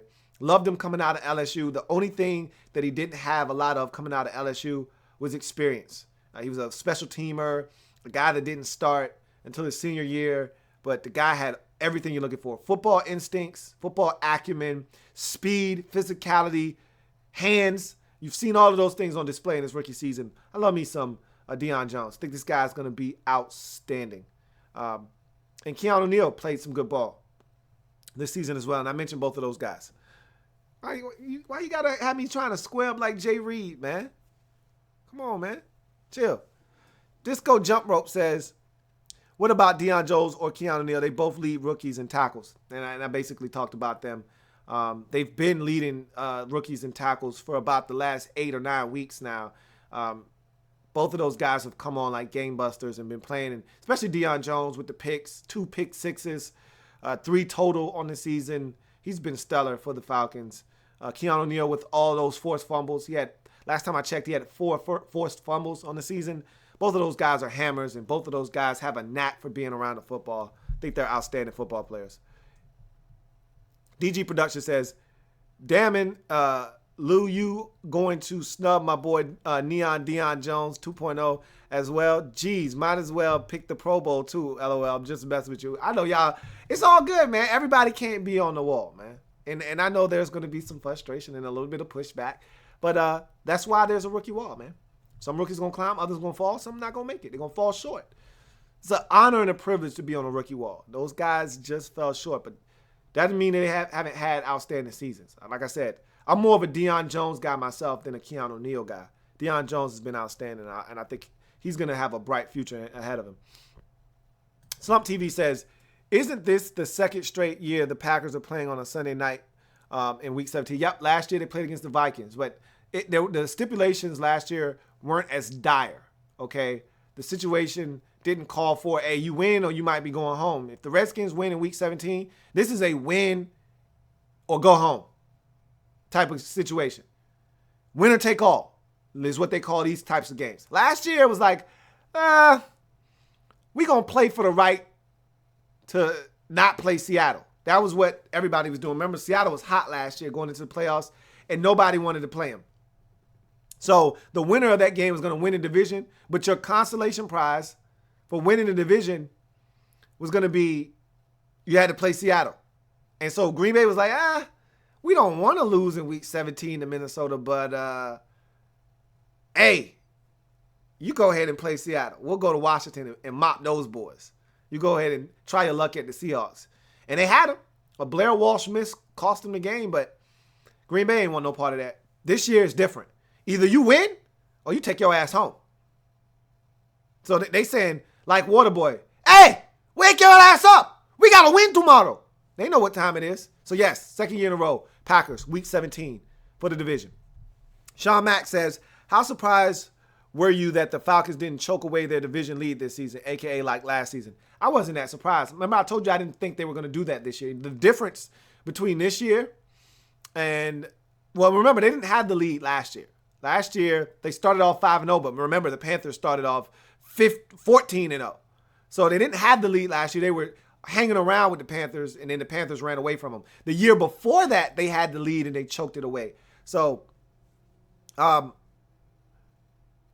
difference this year that I had mentioned that was that their offense was better. Their offense was better this year. Because last year with Matt Ryan, you could see the juice running out of that offense. They were running out of steam, man. I mean, they beat Tennessee 10-7. That was one of their last few wins of the season. And they were like 6-2 at that time when they beat Tennessee. But I'm like, man, you've been struggling. Like, that was ugly. They should have lost to Tennessee. But they beat them 10-7. And that was the beginning of the end for me. When I see you doing things like that, I say, all right, you don't have any more juice. This year, you could tell. Julio went down. Julio! He would go down. They still chugging along. One of the running backs would go down. D. Free would still be out there balling. No Devontae Cole. No Tevin Coleman. No problem. We still good. They had enough weaponry, and most importantly, the offensive line was fixed. So Matt Ryan had time. And I could tell they were a different team. So no, I wasn't surprised. Not at all. Sean Mack says, I want anything besides a Patriots-Seahawks Super Bowl. Let's get some new blood in the biggest game of the year. You may get your wish. We will see. DG Production says, how does the Man of Steel Keanu Neal sound as a nickname? I know you're good with those. The Man of Steel Keanu Neal.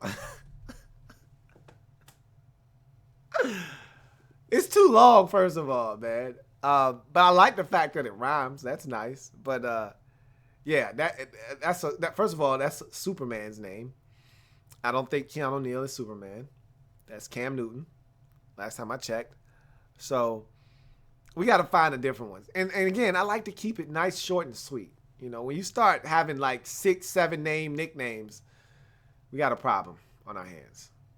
Somebody came at me with a nickname last week, and it was long as hell. Like, can't you trim that down by like a couple words? Let's clean this thing up, man. Nicknames should be 1 or 2 words, max. You know, you don't want to start running off a whole bunch of words and then the person's name. The Man of Steel, Keanu Neal. It's too much. It's got to trim that down. We'll figure something out. If he's good, a nickname will come about. Trust me. He'll blast somebody and they'll say something crazy and voila, a nickname is born. Trust me. Slump TV says, hoping for Shanahan or McDaniels, but can't trust the Spanos family to hire either one of them. And remember, that coach has to want to come there as well. So it's a two-way street. Vincent Cole says, Kevin White officially injury prone? Yes. Unfortunately, yes. I hope he pans out and turns out to be something. But even when he's healthy, he hasn't been that impressive. I'm worried about Kevin White. But the first thing that you got to worry about is him being healthy. You can't prove to us that you're good if you're always injured. So, yes, right now Kevin White is officially injury prone. That's the label on him. He's going to have to shake that by staying healthy. Luke the Duke 91 says, call me crazy, but I think McGloin is not as bad as you think. All he has to do is protect the ball and be a game manager. If the defensive running game steps up, who knows? All valid points. He's not a spring chicken. It's not like he's never played before. It's not like he's Tom Savage. McGloin has started in this league. He's won the Raiders games before. Problem is, this defense isn't very good. And they've been playing better of late, but it's different when you're playing teams in the division, and it's different when you're playing teams that don't have the capability of scoring the football. The Colts still put up 25, and you had to get a late first down to stop them from getting the ball back, because if they did, all likelihood, they probably score on you and try to tie the game up with a 2-point conversion. Like, this defense still isn't good in Oakland. There's still some holes. There's still some things that are wrong there. But if you play some defense, and like you said, you run the football, who's to say that he can't come in and manage the game? But Matt McGloin is a backup for a reason. Keep this in mind. And as I always say with backups, they're solid, but they're backups for a reason. So he may be able to get you through a game, but remember, we're talking about the best of the best now. You're not playing the Titans one week and then turning around and playing the Chargers the next week and then turning around and playing the Bills the next week. You're playing legit football teams every week now. This is it. So if you get by the Texans, hopefully you don't have to play them. Hopefully you get the first round bye and avoid the Texans. But you come off that bye and you might be looking the Steelers right in the face. Or you might be looking the Chiefs again in the face, a team that you want no part of because they mopped you twice in the season. You could be looking the Patriots in the face. Who knows? Down the road, if you get there, you're not going to be able to get through with Matt McGloin. That's my point, is that you're going to need Derek Carr. And and I was talking to a buddy of mine, and I said, the difference between Matt McGloin and Derek Carr is if you fall down in a game 14-0 early, with Derek Carr, you're saying, hey, we still got a shot. We got DC. We got the 4 car on our side. We're never out of the game. You fall down 14-0 with Matt McGloin in the game, your ass is toast. Because those players in that locker room don't believe Matt McGloin is going to bring them back from 14 down. I bet you your ass they believe Derek Carr would, though. And that's the difference. The mindset and mentality of this football team. You guys got to get out to fast starts. And as we know, all season long, you've gotten off to slow starts. That's been your MO all season long. Outside of the Carolina game and this past week versus Indy, you've been getting off to slow starts all season long. And so you're going to have to get off the fast starts against these good teams or else you'll be in some trouble. Vincent Coe says, can't wait for your 2017 NFL Draft Prospects 101 series. When do you usually do these draft prospect series? I usually start it sometime after the Super Bowl. Generally, I like to start it after the Combine, but as that has vastly become one of my more popular series.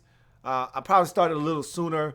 I'm going to be in a transitional period on my channel with a lot of the things that I'm doing, and I'm relocating and I'm doing some different things. So I can't really say right now when exactly I'm going to start, but it'll be in that February range. Obviously, season done. Combine is usually the third week of February. So somewhere in there, I'll start hammering out some videos of these prospects and getting the ball rolling on the draft, as we always do here on the Louie Tee Network. I think that's a great space to stop.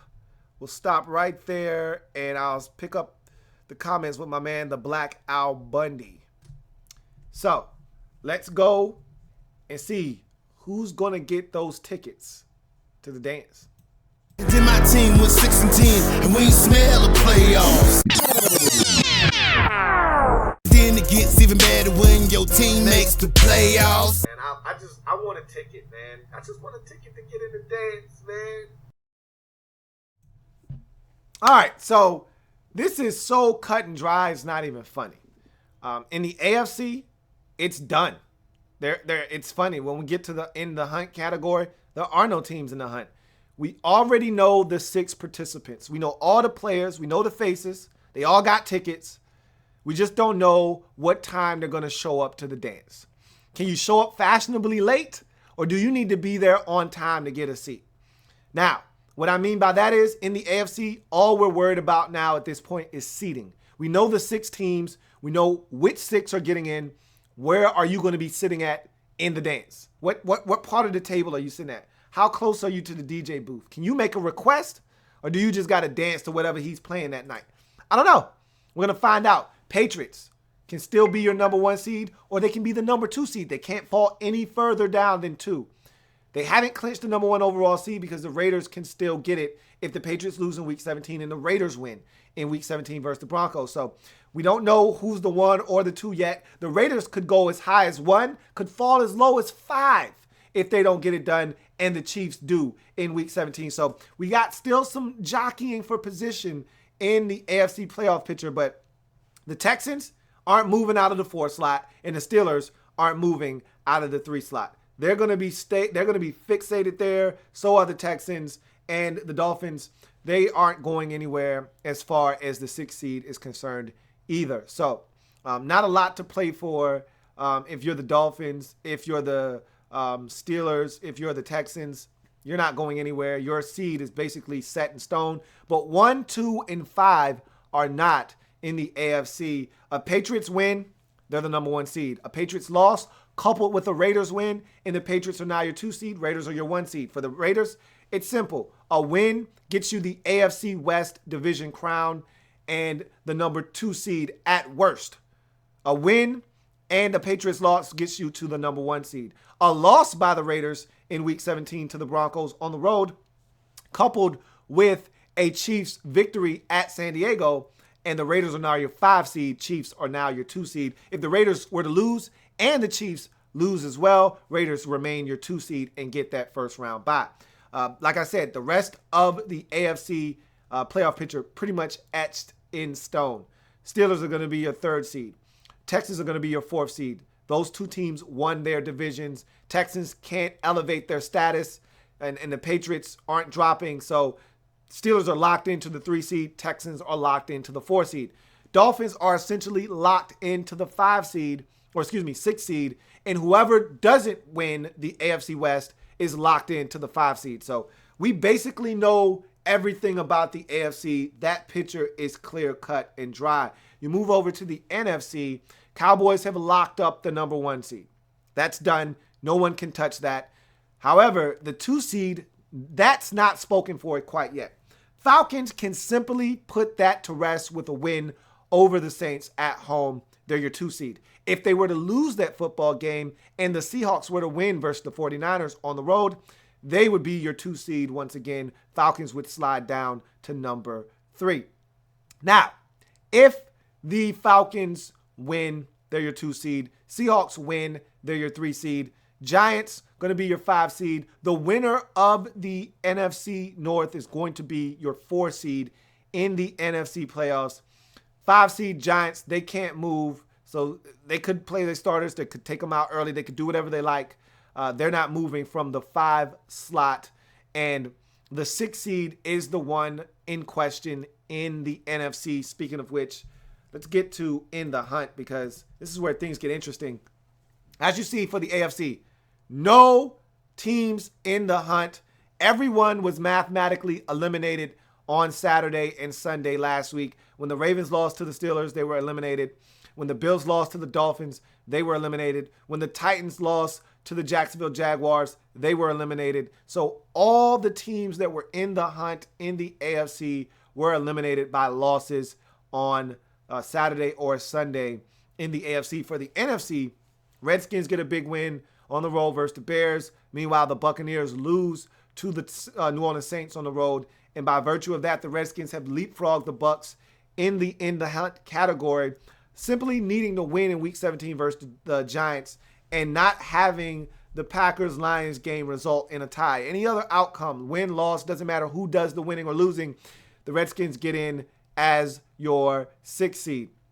The Redskins were to lose, and the Buccaneers were to win, and the Green Bay Packers were to win, then the Buccaneers were to get into the playoffs. So they still have an outside shot. They need a lot to transpire in order for that to happen. So we will see. Again, they can't have anyone tie either. If that Lions Packers game ends in a tie, the Buccaneers, again, eliminated, and both the Packers and the Lions get in to the postseason, and the Packers would win the division by the tiebreaker, having beaten the Lions earlier in the season. They would win the division at 9-6-1, and the Lions would be your 6th seed because they would be tied. Even if the Redskins win, they would be tied with the Redskins. They beat the Redskins head-to-head. They would own the tiebreaker at 9-6-1. So basically, it's clear cut and dry in both conferences. Win and you're in. It's really simple for every team, with the exception of the Buccaneers. Win and you're in. Lions win, they're in. Packers win, they're in. Redskins win, they're in. It's simple. Somebody in this game of musical chairs is going to be left out. There are 2 seats left in the NFC. 3 teams, 4 if you want to count the Buccaneers, but I think the Buccaneers have a long shot of getting in. A lot of things to happen. It's not out of the realm of possibility, obviously. But in any event, if there's 2 chairs left, 3 teams really vying for those seats, someone's going to end up without a seat at the dance and no ticket. So we'll see what happens. That's the ticket to the dance. Let's get on to some more of your comments before we move on to Louie Tee versus the world. The Black Al Bundy says, are you doing a greatest season hits of the football season, like top moments and stuff like that? I could do that. I could put together a little montage of just crazy stuff that's happened on this program by itself. You know what I mean? Like, remember when the mouse came out? Or the gerbil, excuse me, when I was doing the show? I mean, just crazy stuff like that happening. You know what I mean? I could definitely do that. I don't know if I will, but I could. K. Michael says, you don't give the big uglies any love. Has Tunsil or Conklin lived up to expectations? Tunsil has been good when he's been healthy, but my problem with him is he's been banged up too much this season. Conklin, I already gave him some love when I did the rookie wall, and I've talked about Conklin at least 2 or 3 times on the rookie wall this season about how well he's played. He's exceeded expectations. I know a lot of people that thought that the Titans reached when they traded up for him. I didn't think it was a reach. And they got themselves a good football player, and he's been balling for them this season. Sean Mack says, damn, Bills choked on getting me 5 for 5 on my upset picks in Week 16. Congratulations to the Dolphins, though, for finally making the playoffs. Man, your upsets, boy, they were looking some kind of good this week, Sean Mack. Damn, that's for sure. DG Production says, how does the Man of Steel... Oh, I already read that.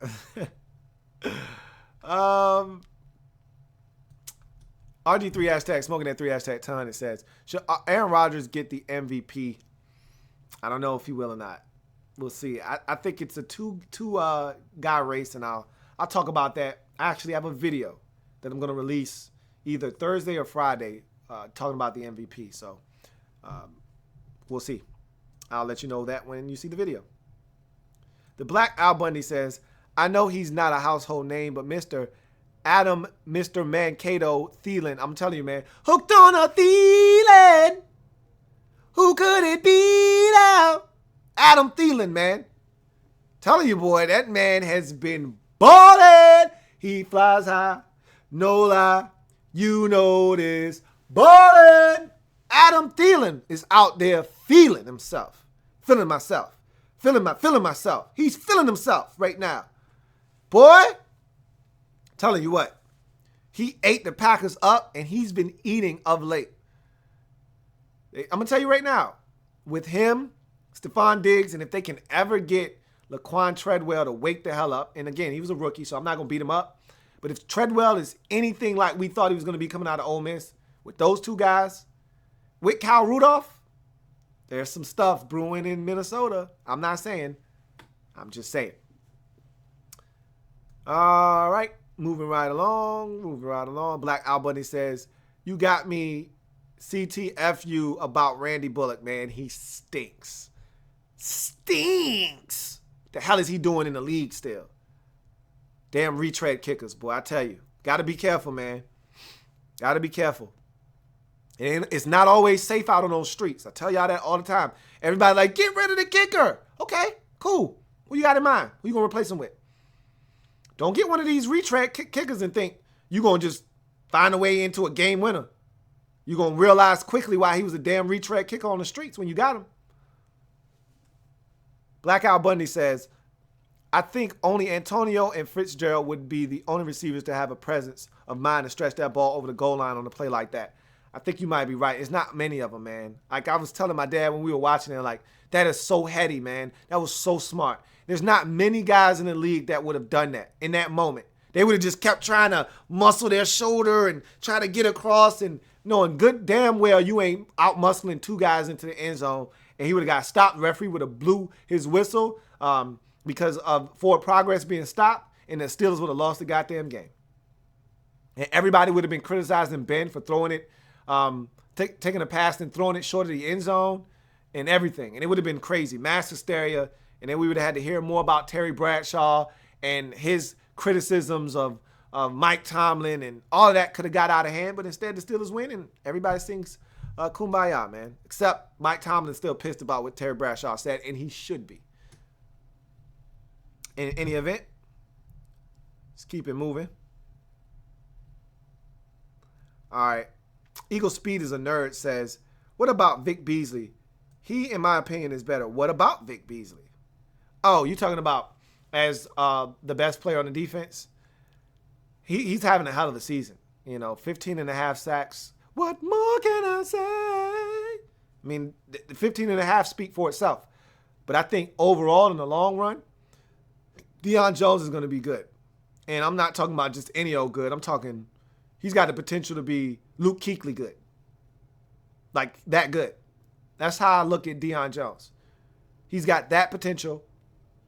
And remember, Vic Beasley didn't have a great rookie season. This is his second year. Deion Jones had a great rookie season. And I think he's only going to get better. So I think Deion Jones has a chance to be the best defensive player on that. If we're having the discussion about multiple guys on your defense being the best player and both of them are good, that's a good problem to have, man. That's a great problem to have. The fact that we're even having a dialogue about Falcon defenders and the future of that defense should make you smile.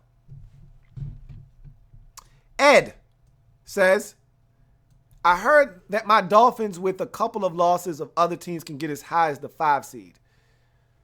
Huh. Let's see. Let's go back to that category. And I'm looking at your Dolphins at, obviously you would have to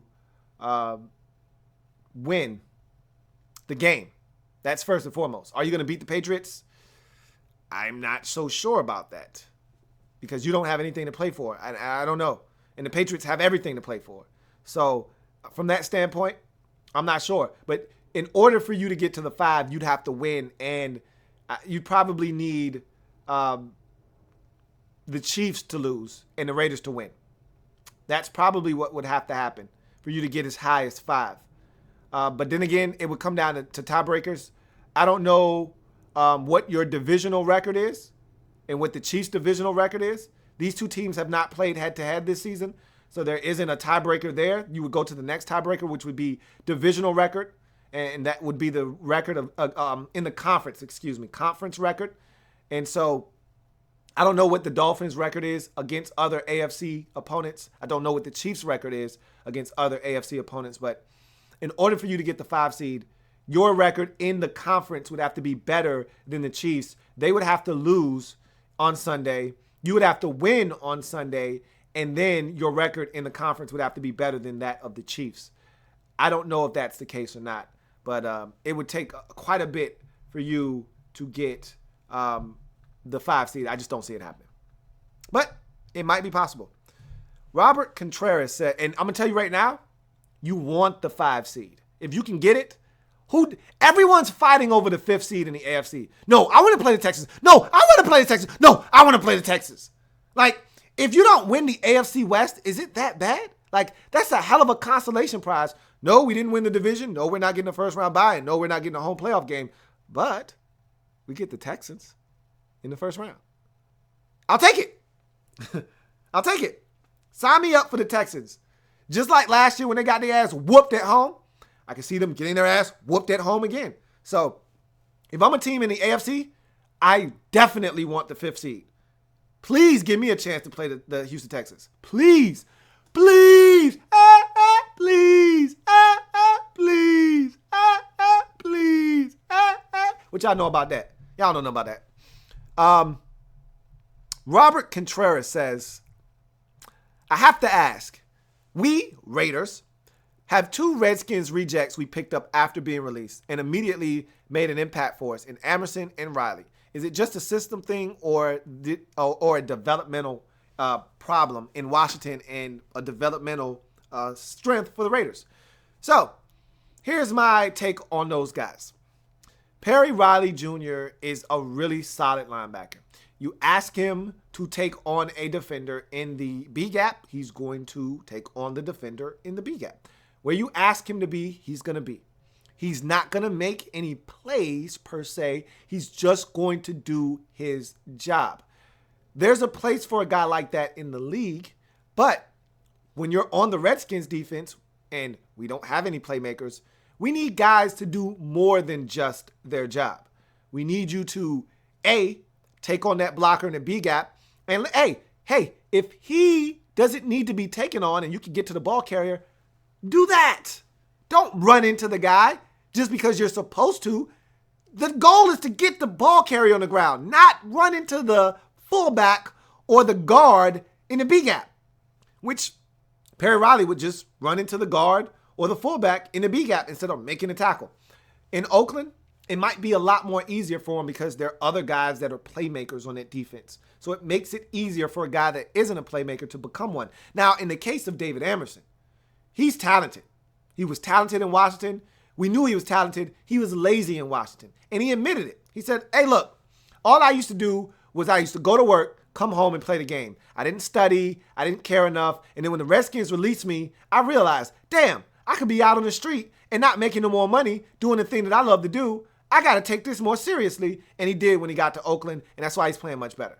So with Riley, it's more of a, like, you guys are just, you have more talent than we do on defense. So it makes him and his job much easier.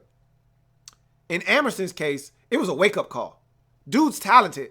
He just didn't give a damn in Washington. And for some guys, I told you this before, and I say this all the time, and I say, this isn't just a sports reference. This is a life, a reference and a saying that you should be able to extrapolate to life in general. All people don't mature at the same rate. This goes for rookies. This goes for players in the league. This goes for your kids. This goes for adults. This goes for every walk of life. Everyone doesn't mature at the same rate.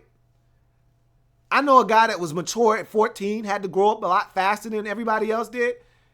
Dude, by 20, the dude was already a full-grown adult. He was ready to take on the world. I know cats that's 40 that's still acting like they 14. It's just how it is. The light doesn't come on for a dude until he's 32. It's another cat, same mental makeup, but he just gets it faster. So at age 24, he hit the ground running. At the other guy, it took him till 34 to take off. It's different for everybody. That rookie, Deion Jones, took off, hit the ground running. You know, another rookie linebacker, David Lee in New York, may take him 3 years. Who's to say? Doesn't make him any less of a football player. Just means he developed at a much slower rate. That's all. And I think with Emerson, he just wasn't mature enough when he got to the league. Took for the Redskins to cut him loose, to wake his ass up. And now he's playing better football. RG3 hashtag smoking that 3 hashtag town and says, I want the Redskins to win so that the Packers and Lions risk it all on primetime. Sign me up. Where you want me to put my John Hancock? I will sign up for that. Sign me up. Delilah HD says, Neo Neal. See, I like that a lot better. Neo Neal. I like that a little bit better. It's quick. It's to the point.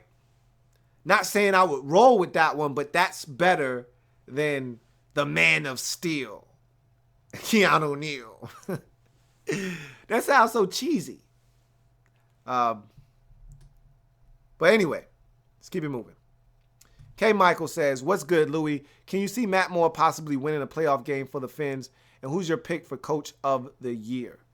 How can you not have Adam Gase in that discussion? Obviously, Jason Garrett is probably going to win it. They're 13-3.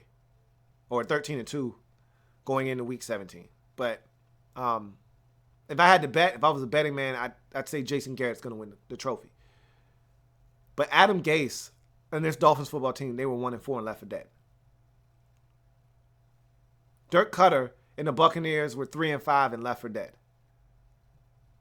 I mean, there's some coaches that coach their ass off this year with young football teams and put them in a position. In the Dolphins' case, they're in the playoffs with a backup quarterback. Jack Del Rio, Raiders. How can he not be in the discussion? They're 12-3, and Del Rio rolled the dice on a number of different occasions this season. Young football team. How can you not love what Del Rio has done? Hell, look at the Titans. Who thought they would have had a shot this late in the season? There are a number of coaches that deserve credit for what they've done with their ball clubs this year, but when it's all said and done, Jason Garrett's probably going to win it, or Jack Del Rio is going to win it. And Adam Gase, he should get some votes, but he's not going to win. And Matt Moore, as far as that's concerned, sure, he can win a playoff game. I'd feel much more confident if he was going to Houston versus going to Pittsburgh. That's my only thing, is that I just don't like that matchup. Even though you beat them before, I know. You beat them before. It's a different animal now. It's playoffs too. It's different intensity. Everything's different. So I don't like the chances in Pittsburgh. But if you could somehow get to Houston, and once again, sign me up. Fist Me Daddy. Wow. I don't even want to know where the origins of that name came from. But what Brock Osweiler doing making millions just sitting on the bench? Says, shaking my head. Brock Osweiler making millions just to sit on the bench. Hey, that's how it be sometimes, man. Sometimes you make a mistake. The thing I love about the Texans, and they're going to eventually probably give Brock another shot, which they probably should. But the best thing you can do when you make a mistake is admit you made a mistake. The teams that refuse to admit that they've made a boo-boo are the ones that struggle. If the Texans would have kept Brock Osweiler in, they probably wouldn't be in this position that they're in right now in the playoffs. They'd probably still be fighting for their playoff lives in week 17. Sometimes you just got to admit, hey, man, we effed up on this one. It's okay. It's a big F up. Cost you a lot of money, but Admitting that is the first step on the road to recovery. Okay, cool, we messed up. How do we fix this? Step 1, take his ass out of the game. Step 2, there are exit ramps in that contract. If he doesn't play better next year, guess what? They can get out of the deal and it won't cost them as much. Everybody's all fixated on that big number, 4 years, $72 million. They can get out of that contract after the second year. They don't have to pay him in year 3 or 4 if they don't want to. Relax. Relax. Sean Mack says, oh, okay, yeah, help them cats out, man. If they don't know, help them out. And with that said, I'm going to go ahead and move on to Louie Tee versus the world. I want to get these comments lined up. I want to have a nice space. And I'm right here. Ben Glassford is where I'll pick up at. Let's jump into some Louie Tee versus the world. Of the world, Craig.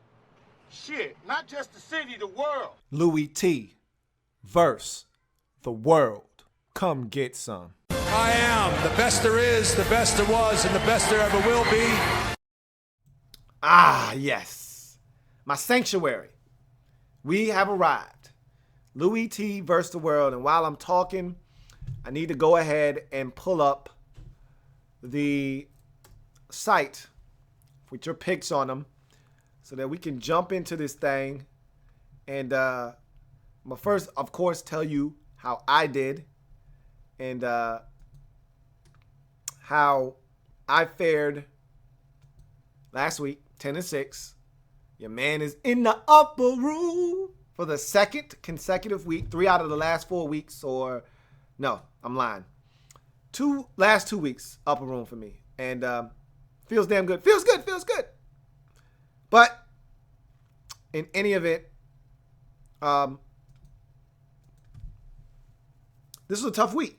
And like I told you before, I don't expect as much company upstairs with me this week because, like I said, there were a lot of wrenches, a lot of monkey wrenches thrown into the mix last week with all of these losses. And it started on Thursday night. And I know some of y'all predicted that the Eagles would win. Most of you didn't. Most of you didn't have the Jags beating the Titans. Most of you didn't have the Cardinals beating the Seahawks. It's just what it is. You know, there were some losses there to be had. So there's some L's to be taken. And I can't wait to see, because I already had one person come. And you know it's bad when somebody approaches you before you even look at their picks and say, hey, look, before you look at that, I'm already below the Mendoza line, man. Take it easy on me. No, there's no taking it easy on you. Okay? It's 16 games. What are you doing below the Mendoza line? What are you doing? I'm not taking it easy on anybody. For nothing. It's too late in the year for this. Below the Mendoza line in week 2 or week 4 or week 6. Hell, even week 8. Okay, I get it. I understand. You're still figuring some things out. Finding your way through. I get it. Trying to feel your way as to who's good, who's not. I get it. And there's only 12 games on the slate. So you slip up a couple of times and voila. Under the Mendoza line. I get it. Week 16 though? For real? 16 games. And you can't manage to get 8 right? Oh, I'm a digging that ass. So, I'm telling you, if you didn't get above the Mendoza line tonight, you in trouble. I'm just letting you know right now. Last time we gonna do this for the season? Oh, I'm tearing some new assholes tonight. So you better come with it. I hope your picks are legit. I went 10-6. I'm gonna run through them real quick. Tell you how I got to 10-6. Lost the first game of the week. Giants didn't get it done. Family business. I should have known better, but I thought the Eagles were done. I thought the Bills were going to beat the Dolphins, and for a moment there, they had them. But I'm actually excited for the Dolphins. They deserve to get in. Rex is gone because of the loss. And so that was my second loss. Chargers. Look, I happened to pick the Browns. I picked the Browns the week before. I just was 1 week off. I said I had a feeling they were going to win, but I said I wouldn't pick them anymore. I'm done with them. I'm glad they didn't lose 16 games. So that was my third loss. Titans. What can I say? Jags showed up, new head coach, new Blake Bortles. No Marcus Mariota after he gets injured. They got ran, man. And so I had to take my fourth loss. L.A., you're up 14 with 6 minutes left in the game. What are you doing? Damn. That's my fifth loss. And Seattle, at home versus Arizona. They're done. Beat them. They didn't want the 2 seed. They didn't want it. Nah, they didn't want the 2 seed. So that's cool. That's my sixth loss. Won all the rest of them. Redskins won. Packers won. Patriots won. Saints won. Falcons won. Raiders won. Texans won. Steelers won. Chiefs won. Cowboys as well. So there you have it. 10-6 for your man. I'm going to go on upstairs, open the door, pop me a bottle, and I'm gonna see who else is coming upstairs to join me, man. Let's see what we got. So we're going to start with, let's see who was first. Right here, my man Eduardo O'Neill will start us off with our picks. Who would have thought the Lions would be in the playoffs this far as much as from 5-11 or 8-8? Well, don't speak too fast, Mr. O'Neill. You're in right now, but you could be out this time next week. Giants, 1. Bills, 2. Patriots, Titans, 3. Packers, he says, can the Vikings just do a favor and beat the Packers? No. You knew better than that. That's why you picked the Packers. Chargers, that's 4. So Bills, Giants, Bills, Titans, Chargers, 4 losses. Redskins, Raiders, Falcons, Saints, Seahawks, 5. Rams, 6. Bengals, 7. Steelers, Chiefs, Cowboys. Us Lions fans have been waiting for this game since 2014 wild card, but he says win or lose week 17 is for the division anyways. So he picked the Cowboys. Good for him. So he ended up with, I think I got to 6. Let's go through them one more time. Giants 1, Bills 2, Titans 3, Chargers 4, Seahawks 5, Rams 6. No, Bengals 7. So 9-7 for Eduardo O'Neill. Just missing out on the upper room. You keep on knocking, but you can't come in. So he's knocking on the door. Ain't nobody coming to that door, though, player. Nah, you can't get in. Eagles speed is a fag. Whoa, what happened to nerd? Okay. That got changed up on us. Let's see if these picks are a little crooked. Falcons, Eagles, F them, he says. Well, they won. So relax. Dolphins, he said Bills might win though. Nope, you're still undefeated. Redskins, Chargers 1, Packers, Patriots, Titans 2, Raiders, Rams 3, Bucks 4, Seahawks 5. He says because they have 12 men on the field. Well, it wasn't enough in this game. That's 5. Bengals 6, Ravens 7, Broncos 8, Cowboys. So Eagles speed is a fag. Boy, those picks were looking a little something broke on you. Straighten up, boy. Straighten up, fly right there, buddy. 8-8. Mendoza line. So that's as straight as it's going to get right there, that Mendoza line. But in any event, you're not below it, but you're a little too close to it. You're on it. Nick Riley, my man Nick and Knight. Showtime. See what he talking about this week.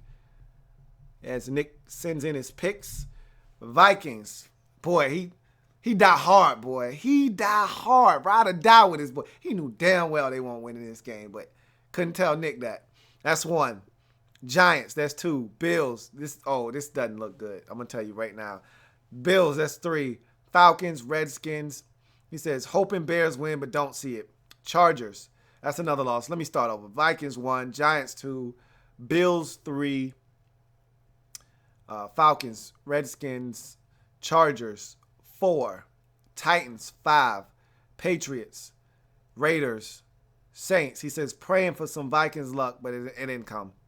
49ers, that bailed him out right there. That was a big pick. Seahawks, Bengals. So we're going to go back and tally up these L's because they starting to pile up like bricks. Steelers, Chiefs, Cowboys. I think he stayed above the Mendoza line with 8, I believe. Vikings 1, Giants 2, Bills 3, Chargers 4, Titans 5, Seahawks 6, Bengals 7. So 9 and 7 for my man Nick Riley. Staying above the Mendoza line, staying outside the upper room, however, but hey, it's better than being down below. Somebody's going to go down there. We're going to find that guy. I think it's my man RWF1984. I think he was the cat that hit me up, was like, hey, man, I think I'm below the Mendoza line. And this was like on Saturday. And he was the one that was on the Wall of Fame from last week if you peep games. So I'm going to be really disappointed. That's going to be on some Money Miz type stuff. From the upper room penthouse to the outhouse downstairs looking for warmth, man. I mean, y'all got to be better than that, man. That's too extreme for me, man. Let's see what we got, though. I might be talking about the wrong dude. Giants, 1. Bills, 2. Chargers, 3. Redskins, Vikings, 4. Titans, 5. Patriots, Colts, 6. Rams 7. Buccaneers 8. Seahawks 9. Bengals 10. Oh my God. Bengals 10. Steelers, Chiefs, Cowboys. Oh no. 6 and 10. Yikes. Zoinks, Scoob. No, say it ain't so. RWF, man. R-Dub. Come on, man. Where they do that at? 6 and 10? After you went 14 and 2 last week? God, man. Damn. Somebody help this man. That right there, 6 and 10, that sound real reflection cherish right there. Is somebody going to bail this man out and pick up the dunce cap for the week, or are y'all going to let this man struggle by himself? All I can say to RWF 1984, struggle face. The struggle is real. This was a tough week with all the upsets. Struggle face. Struggle is real. Let's see if anybody else is going to get the struggle face this week. Big Blue View. He been hot of late. Week 16 picks. Giants. He says going to get that ticket to the dance. You got the ticket to the dance, but it's not because you won. That's 1.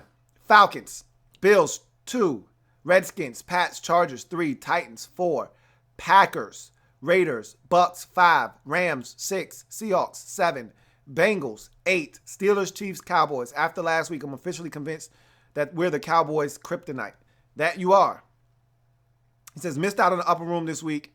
Guess it was nice since the Jags, Browns, and 49ers actually showed up. 8 and 8 for Big Blue View. He's straddling that Mendoza line along with my man Eagle Speed is a fag.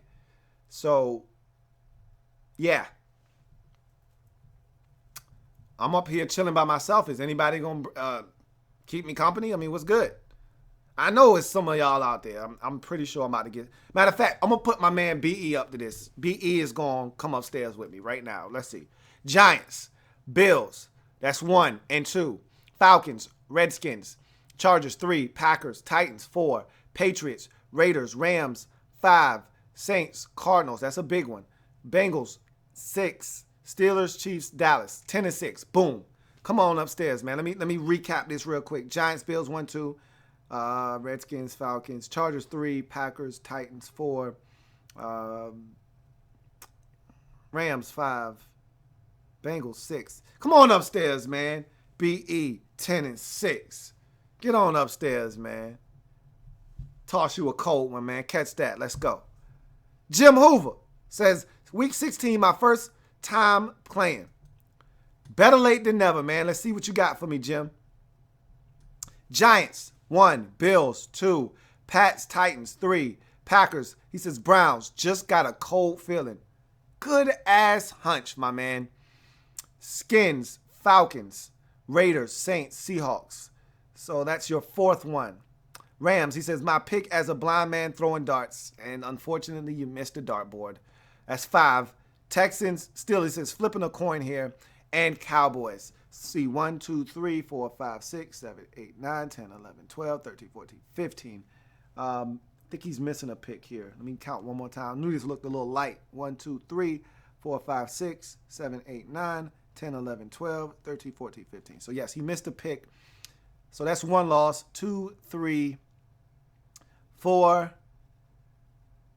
5, 6 losses for Jim Hoover. Going upstairs, Jim, in your first appearance here on Louie Tee Live and Louie Tee versus the world, man. Going upstairs and crack open a cold one, man.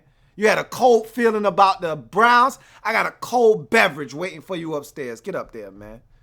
Money Miz, our king of the throne. Let's see what he's talking about this week. Giants, 1. Falcons, Bills, 2. Redskins, Pats, Chargers, 3. Titans, 4. Packers, Colts, 5. Saints, Niners, Seahawks, 6. Texans, Steelers, Chiefs, Lions, 7. 9-7 for Money Miz, 14. No entry to the upper room. It's just me and BE. Just me and B. See if we're going to get some company. Uh-oh. Sean Mack had all these upsets. Let's see. He says, here are my week 16 picks, and they are on time this week. Hashtag LOL. I got 4, count them, 4 upset picks. A lot of these games can go either way. With pride and playoffs on the line, lots of hashtag family business going on as well, bro. Thank you for all the hard work making the Louie Tee Network my Wednesday night destination and place where I can be myself with all the other hashtag Lab Room fam crazies and just have fun. Look forward to us talking about the upcoming draft. I appreciate that, man. And you guys are what make this program what it has been all season long. All right, so he gives us Eagles over Giants. Upset, number 1, coming through. He says, total trap game, and it's at Lincoln Field, and he was right. Bills over Dolphins, upset. Buffalo just likes to mess the Dolphins-ish up. They just missed out on doing that again. That's 1. Patriots over Jets. He said, Jets always play New England tough, but just hard to bet against Brady, and this one wasn't even close. Titans over Jags. LOL. Please, moving on. Jags showed up on it. That's 2. Packers versus Vikings. Over Vikings, he says, Packers and Rodgers are hot. Vikings are not. I trust Rodgers over Bradford all day. That proved to be the case. Chargers over my Browns. One time in reflection chair is enough for me, bro. LOL. The 1 week you say to yourself, maybe they can get it done, and you don't pick them. Of course they get it done, but hell, they hadn't gotten it done the other 14 times this season. So what made you think any different, right? Right. That's your 3rd loss. Redskins over Bears. Your Skins better not let me down again, Lou. Bears are playing better with Barkley, though. They got you, man. We got you. Falcons over Panthers. Can see this going the other way. Too many weapons for Atlanta. They got it done. Raiders over Colts. He says, I think Oakland has a better D and will make the final stop or 2. High-scoring game here, and he was basically spot on there. Saints over Bucks. Upset. He says, lots of people picking Tampa Bay. I think it's close, but Winston makes a mistake late. They got it done. So he continues to be hot. Seahawks over Cardinals. Seattle is much healthier than their first meeting, and they will win a close one. You almost got that right, but unfortunately, Seattle let you down late. Niners over Rams. Upset. Cap and Hyde run the ball and control the clock for the low-scoring win here. Not confident, but you got it done, and that was essentially not what happened in the game, but they got it done, and it was a close game. Texans over Bengals. He says, upset. That's really not an upset. Texans were supposed to win that game. Cincinnati at 63% chance to win right now. Ain't happening. I guess you said that because of the quarterback in the game. Houston is tough at home, and I like Lamar Miller. And did he even play in that game? I'm not sure. He says Schittsburg Squealers. There you go with those crazy nicknames. Over Ravens. Not confident, but I'll take Rapplesburg over Flacco anytime I vomited. LOL. Chiefs over Broncos. KC is tough at home, and Denver is toast. And Cowboys over Lions. I see Detroit pulling off the upset, but Zeke and the beef up front control the clock. So let's go through his losses. I think he only lost 4 games here. Bills 1, Titans 2, Chargers 3, Seahawks 4. And that's it. 12-4 for my man Sean Mack. But get your country ass upstairs, man. You know what time it is. Do your thing up there, man. And right now, you sitting in VIP. I don't know if anybody's coming to get you or not. With the way the week went, 12-4 might be good enough to get your name on the wall and get you up in VIP, man. Popping bottles. We'll see. In the meantime, I'll send you over a model. And I know you like the country thick ones. I'll make sure I send one over there ASAP. I got you. Andrew Kim, AK. Giants, Bills, 1-2. Falcons, Skins, Chargers, 3. Packers, Titans, 4. Pats, Raiders, Niners, Saints, Seahawks, 5. Texans, Ravens, 6. Chiefs, Cowboys. Get up there, AK. Get up there with your bad self, man. Thought your Ravens could pull it out. They almost did. But despite that loss, that Niners, that was a hell of a pick. That gets you upstairs, 10-6. Go on upstairs, man. Do your thing, AK, as you usually do. Since Jeff Fisher has been canned, you've been the man. Get upstairs, man. I think Jeff Fisher was really holding you back. My man, Hawk, Sean Hawk! Hawk! Hawk! Hawk is back after missing us last week. He said, sorry, Lou, I missed you last week. I've been working third shift. Ain't it a bitch?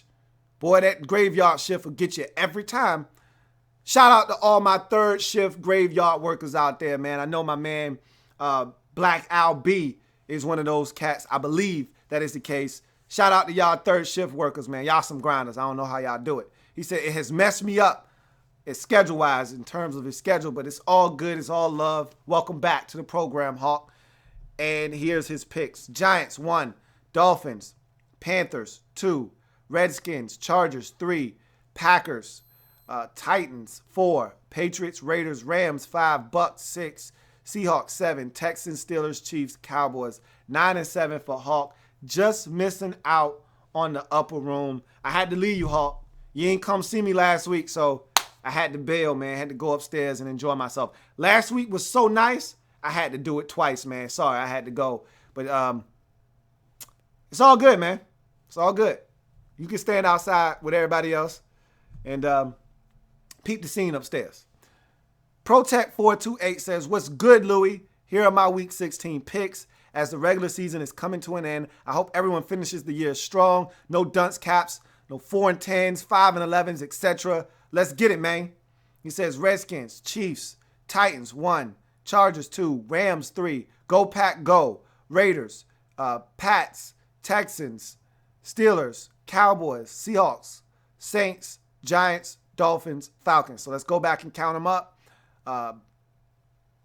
Titans 1, Chargers 2, Rams 3, and Seahawks 4. That is it. So 12-4. Let me write this down. Why am I writing this down? So I can get them up on the Wall of Fame. Protect 428 and my man Sean Mack. Right now are your two 12-4s. Go on upstairs, Sean Mack. And, my fault, Protect 428. Going upstairs. Sean Mack already up there. And like he always say, hella broads. We got bad broads, hella broads upstairs. You know what time it is, man. Going upstairs, pop the bottle, and get busy, man.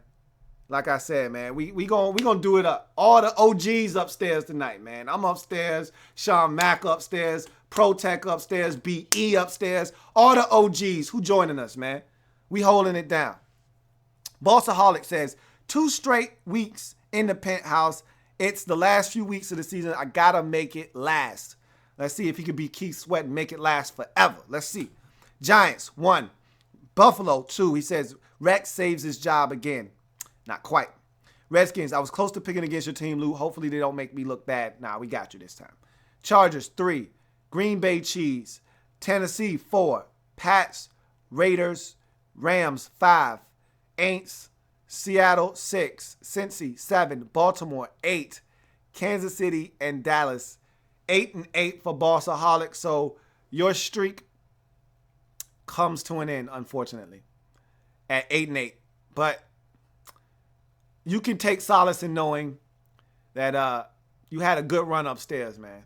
And it's hard to go 2 weeks in a row, and you did it. So for that, I tip my cap. But unfortunately, OG's upstairs, man. OG's upstairs tonight. Who coming? Who coming, man? Who else coming? We holding it down. Oh, here go OG right here. Carmen Rana. This is an OG. OG triple OG right here. Let's see if he got good enough picks to get upstairs. This is a dude that generally holds it down. Giants 1. Packers, Bills 2. Falcons, Redskins, Chargers 3. Titans 4. Patriots, Colts 5. Seahawks 6. Saints, Rams 7. Bengals 8. Steelers, Chiefs, Cowboys 8-8 for Carmen Rana. This is one of his down weeks right here. 8-8. Mendoza line toting. It's a couple of y'all on that line straddling. Going right ahead, man. Right now, RWF 1984, the only cat downstairs below the Mendoza line by himself. Will he get company? We will see. Anal Probe 9000. Time for our boys to nut up or shut up, Lou. Let's see what they do against a very capable Bears team. Says Giants. I'd love to see the G-Men choke here, but I think they're playing too well to let that happen. Now, it's exactly what they did. They choked on Thursday night. 1. Falcons. Redskins. He says, I'm nervous about this game, but I'm even more nervous about Week 17. Damn, that Panthers loss was huge. Indeed it was. Chargers. 2. Vikings. He says, yeah, I'm picking them strictly because we need the Packers to lose. If I'm being honest, I see the Packers winning this game, but I'm sticking with the Vikings. You should have stuck to your guns. You knew that they weren't going to win that game. That's 3. Bills, 4. Pats, Saints. Let's see. Giants, Chargers, Vikings, and Bills. That's 4. He says Saints. Breeze is too good to be swept by Winston. That and the Skins could use the help.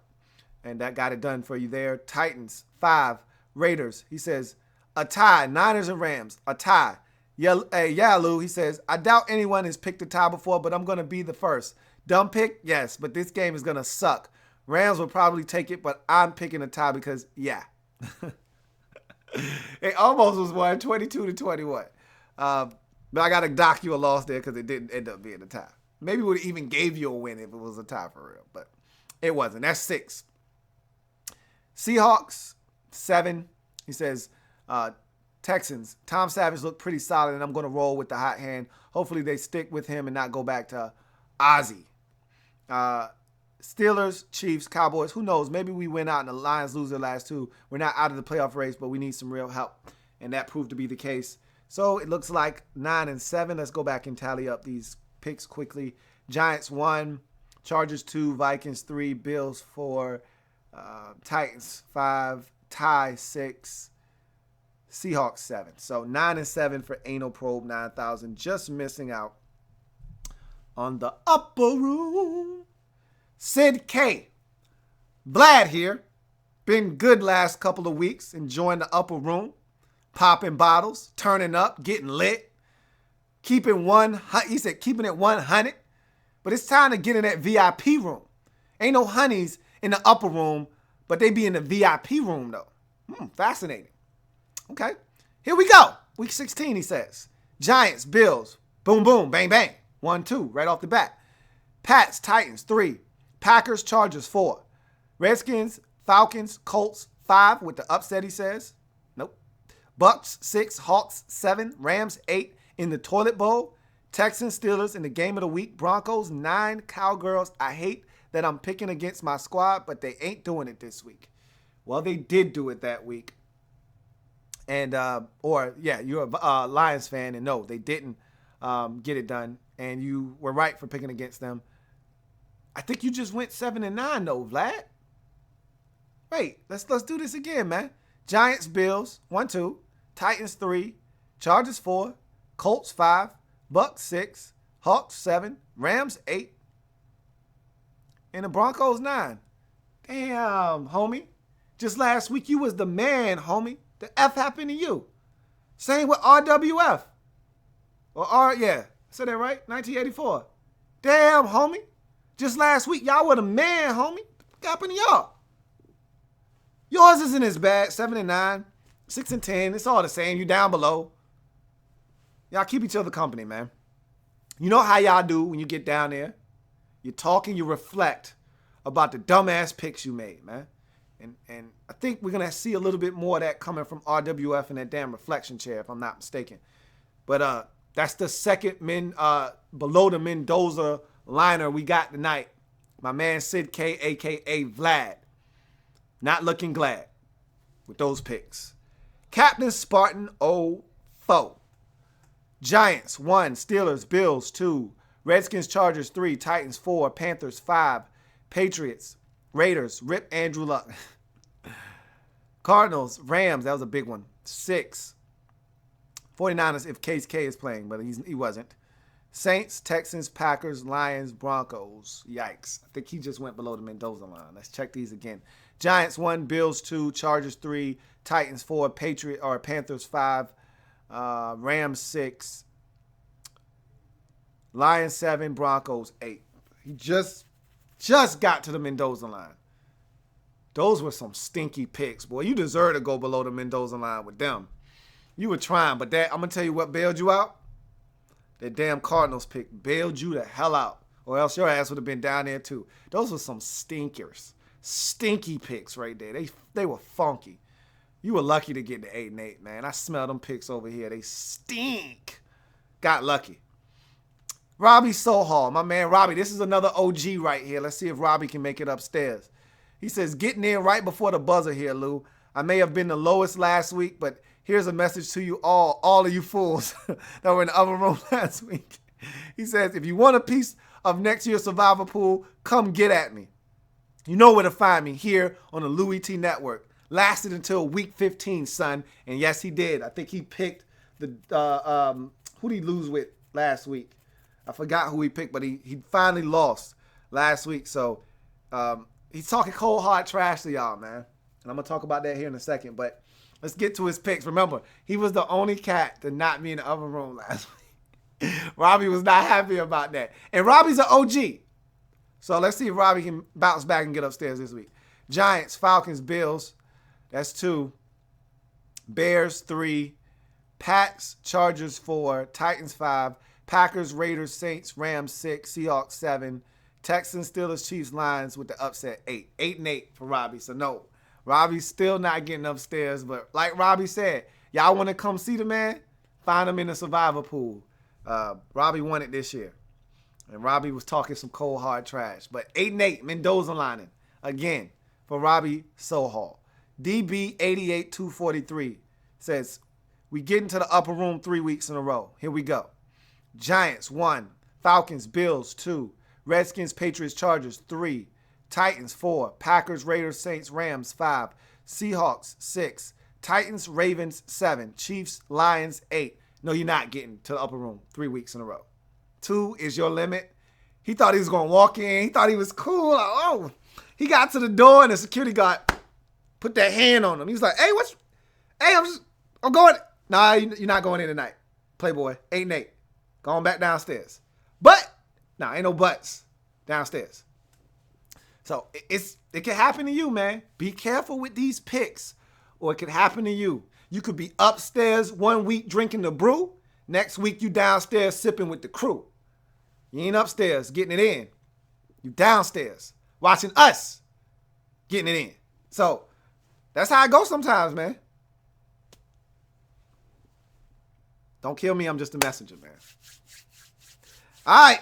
Zach Randolph says, sorry, I missed the last couple of weeks. Was too busy balling for the Grizzlies, but here I am with my picks. All right, Zebo, let's see if you can go ahead and get in the upper room.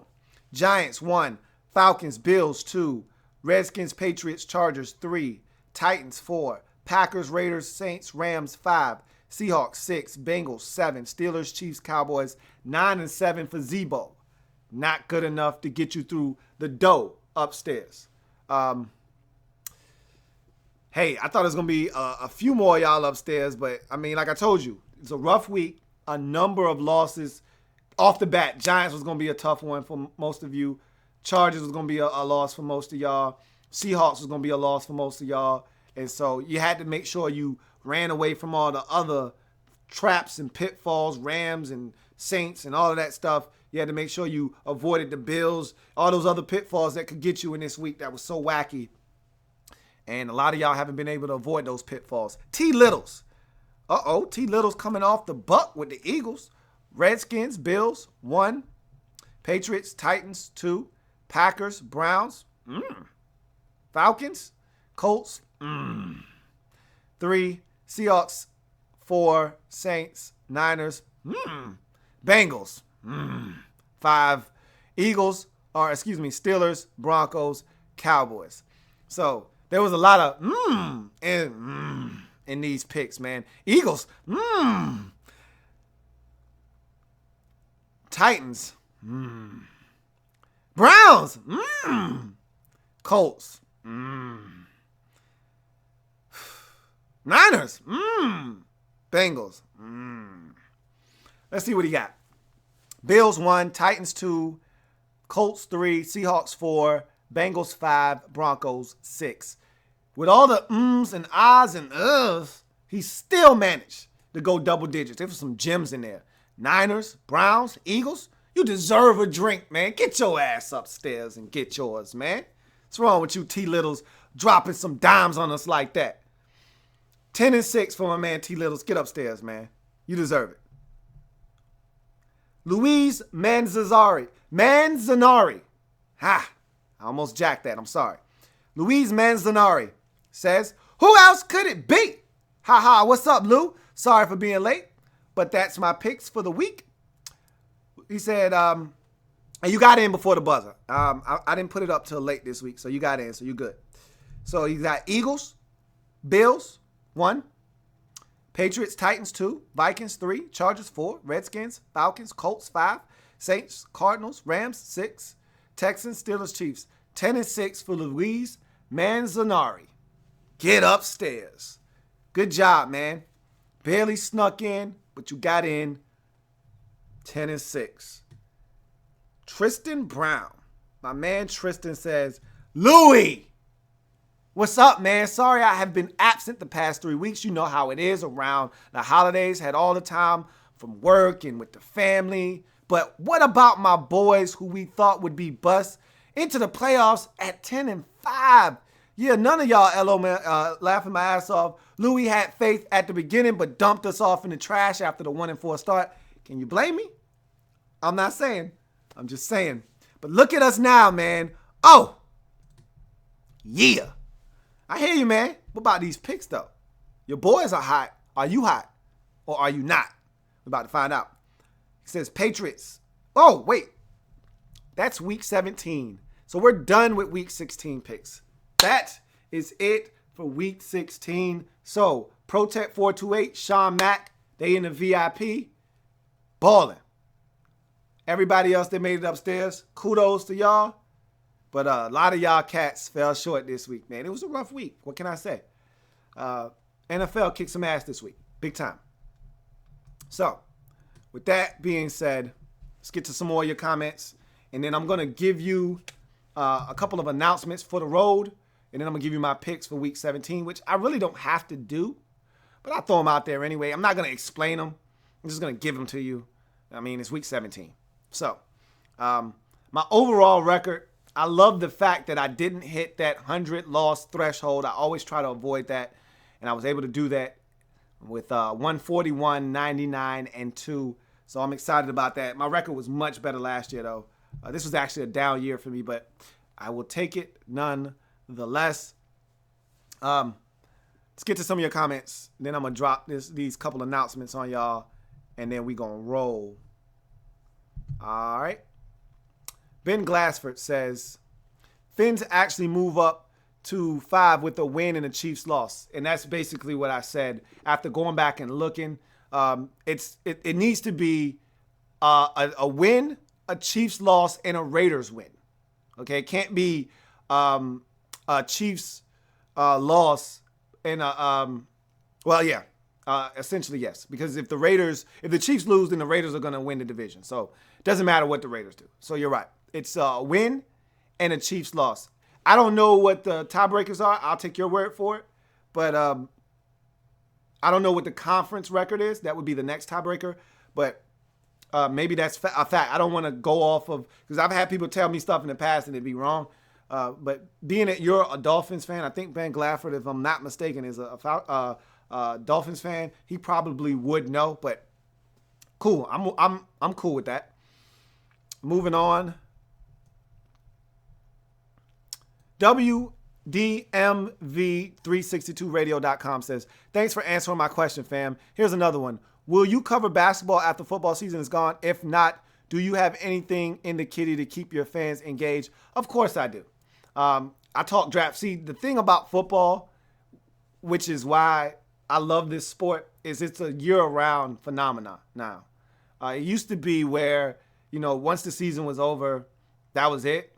But now football has evolved into this year-round spectacle. And once the season is done, the biggest time of the year for the NFL, believe it or not, is actually the draft. Because everyone is hopeful during the draft season. Everyone feels like they got a shot. Why can't I be the Dolphins next year? Why can't I be the team that comes out of nowhere and makes it to the playoffs? Why can't I be the Titans? Go from the first overall pick, to 8-7 with the potential to get to 9-7 this week. Why can't I be that team? A couple of draft picks here, a couple of draft picks there, and all of a sudden you're there. And so because of how long the draft process is, the combine and the East-West Shrine game and all of the different things that take place leading up to the draft that doesn't take place until late April, early May, that strings out the offseason, free agency, all of those things that happen, take place during the offseason that pass the time until, voila, regular season is back upon us. Preseason, Hall of Fame game, all that stuff. So, yeah, no, I don't cover basketball. I could, but I don't. I don't want to confuse my channel as an all-encompassing channel. I just cover football. I stick to what I know. I know basketball, but I know football. So, yeah, I got tons of content, probably more content in the offseason than I actually do in the regular season. So, be plenty of that to go. Mr. Lawyer Snoots says, thoughts on Jared Goff. I was really disappointed in him last week. I arguably thought that it was his worst game versus the 49ers. He was inaccurate the entire day. He threw a couple of costly picks. He just was not sure of himself in that football game. I actually thought he was more confident versus the Seahawks the week prior on Thursday night than he was against the 49ers in a game that he should have been able to take his team to a victory. And that was really disappointing. Like 9 of 21 or something like that, 2 interceptions.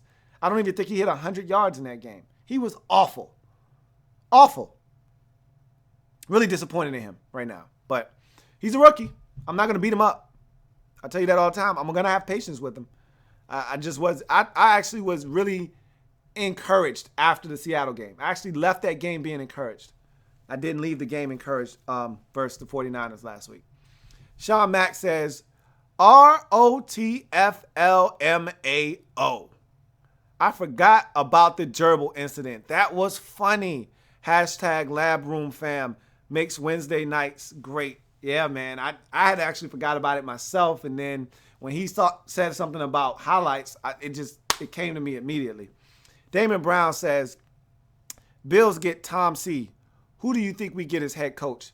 Right now, word out of Buffalo is that they absolutely love interim head coach Anthony Lynn, who was their offensive coordinator. If that is in fact the case, and I've been hearing so much nonsense coming out of Buffalo, I don't know what to believe. For instance, I heard that they're going to bench Tyrod Taylor and start E.J. Manuel so that they don't have to pay Tyrod the $30 million if he were to get injured. Sort of like the Robert Griffin III situation in Washington last season. Don't want this guy to get hurt and won't pass his physical, so he'll have to be on your roster. Then you'll have to pay him the money, which means that they're thinking about getting rid of him. But if Anthony Lynn is going to be your new head coach, if you love him so much, and he's done a phenomenal job, a masterful job, then he needs Tyrod Taylor because that's the type of offense that he's been running. And I think Shady McCoy and Tyrod Taylor together make a beautiful combination. And if Sammy Watkins can just stay healthy, you saw what this offense could be if everybody's healthy against the Dolphins. They were dynamic. They didn't lose the game because of the offense, that's for sure. So, I don't know. Right now, it's a really head-scratching situation in Buffalo. Not a lot has been etched out in Buffalo right now. Ed says, do you think Jay Cutler is out of Chicago and is Alshon Jeffrey on his way out too? I think, without a doubt, Jay Cutler's done in Chicago. He's not coming back. Alshon may be gone as well. And I think that suspension was the final straw for him in Chicago. I think if he would have had a solid year, they would have tried to do something with him. Here's the one caveat with Alshon in Chicago. Does the suspension and the lackluster numbers and performance this year, does that, scare off other teams from making a big bid on him in the offseason? Does he command top dollar on the free agent market? Or do other teams look at his history with injuries and the suspension and all of these things and all of these factors and say, we'll pay you, but we're not going to pay you top dollar? And does that allow the Bears to sneak in with an offer that keeps him in Chicago? They're not franchising him again, I can assure you of that. He's either going to take a deal with the Bears or he's going to move on and get a deal somewhere else. I have a feeling, though, that in the free agent market, there's so much money out there, someone's going to throw top dollar at that man and he's going to be gone. RG3 hashtag smoking at 3 hashtag 1000 says, who is the top 3 worst kickers in the NFL? It's hard to say. Obviously, the worst kicker right now in the league has to be Randy Bullock in Cincinnati. He won't be there much longer. There are a lot of kickers that have missed. My kicker for the Redskins, who I absolutely love, Dustin Hopkins, a.k.a. D-Hop, has had a rough season. I don't think he's a bad kicker, but statistics don't lie. He's one of the worst field goal percentage kickers in the league this season. Roberto Aguayo started out rough. He's been kicking better of late. But I don't like Dan Carpenter in Buffalo. He missed 2 kicks, including the game winner versus the Dolphins. I don't like Connor Barth in Chicago. He's a bum. Robbie Gould has been good as gold for the Giants since he's been back in the league, but I think his time might be up too. But he's been good. I'm not going to beat up Robbie Gould. He's been good for some years, and he's been good for the Giants, so I'll cut him a break. I'll go with the 3 I just mentioned. Carpenter, Connor Barth in Chicago, and Randy Bullock in Cincinnati. Jay Orion says, what are your thoughts on Rex Ryan being fired? The thing he was brought to Buffalo to do was A, instill confidence in the team, B, beat the New England Patriots, and C, keep the defense good, if not make them better. He did none of those things. The Bills didn't play with confidence week in, week out. They'd have some stretches where they'd play with confidence, but this was not a confident team week in, week out. They didn't beat the Patriots while he was there. You know, they may have beaten them once. And 3, the defense got exponentially worse than when they had Jim Schwartz there and they were balling defensively. In the 2 years he was there, the defense got worse. So maybe it was time for him to go. Sometimes I just think the Bills organization right now is a mess. Like, they don't really have a direction. Since the Paculas have taken over, you just kind of wonder what's going on. You know, what's going on with Doug Whaley? What's going on with Rex Ryan? What's going on in the quarterback position? There's so many questions, not enough answers right now in Buffalo. But maybe Rex, it was his time to go. Maybe, you know. Maybe he's meant to be a defensive coordinator. We'll see. Black Al Bundy says, so the car MVP train is down and out, right? I'm going to talk about that on my MVP video. Black Al Bundy says, D. Johnson from the Cardinals getting that Offensive Player of the Year. Hashtag, I'm not saying, I'm just saying. He should. I don't think there's been another player in the league as good on the offensive side of football as David Johnson. But Ezekiel Elliott is on a 13-2 football team. So, again, I'm not saying. I'm just saying. We'll see. Damon Brown says, where could Tyrod end up if the Bills let him walk? I'm thinking the Jets wouldn't be that messed up. Jets wouldn't be bad, but I tell you, even better destination for him. San Francisco. They run the same scheme. They don't have as much talent. But if you're going to keep Chip Kelly And if Colin Kaepernick is going to walk, there's your man right there, Tyrod Taylor. But there are other destinations out there, like you mentioned, the Jets. They don't run the same system, so I don't know if that would be a great spot for him or not. Honestly, I'm thinking if Tyrod isn't in Buffalo, I don't know if he gets another starting job anywhere else. Maybe Cleveland. Maybe. Those are the two places that I could think of. Cleveland and San Francisco that run a similar offense. Other than that, I don't think anybody else is really running that spread read option as much as they do in Buffalo that would have an opening at the starting quarterback position. We'll see. And Andre Mogul says, working, getting this paper and missed the majority of the show. What's up, Lou? Hey, man, it's all good, man. Get that work done, Dre. Get that work done. That comes first. Captain Spartan 04. Always can watch it on playback. Says, are you going to make a video this year on all your all-rookie team? Hoping Artie Burns, best rookie corner outside of Jalen Ramsey. I may do that. I did it last year, and I think it had enough success for me to do it again. So if I have time on my hands, I may churn out another all-rookie team video. All right. Let's get to a couple more comments. It's 10:19. We got 11 minutes. We've been up here for 3 hours at 10:30, so I want to get out of here by 10:30. So let's get to some more comments. All right. Got to find my spot. Let's see where we are. All right. There we go. All right. Sean Mack right now says, as of right now, I'd like my Browns to get D lineman Allen. I guess he's talking about out of Alabama, Jonathan Allen, and inside linebacker Foster, both from Alabama. So, yes, he's talking about both of the Alabama boys. If we insist on keeping a 3-4 defense, then let's draft good players that know the scheme. Thoughts? Couldn't agree with you more. If you're going to play a 3-4, then you have to have the guys that can run your 3-4. And if you don't have the players, it doesn't matter what the scheme is, you're not going to be able to run it. So, I agree. I think Jonathan Allen has a chance to be one of the best players in this draft class. When it's all said and done, we'll see. RG3 hashtag smoking that 3 hashtag dog pound says, what happened to Eddie Big Mac Lacey? Never hear from him since week 3. He got injured. That's what happened to him. They put him on IR, so he's done for the year. Eagle Speed is a fag says, I did terrible with my picks. You sure did this week. I think you went 8-8, so you did terrible, but I wouldn't call it terrible. You did porous. You didn't do terrible.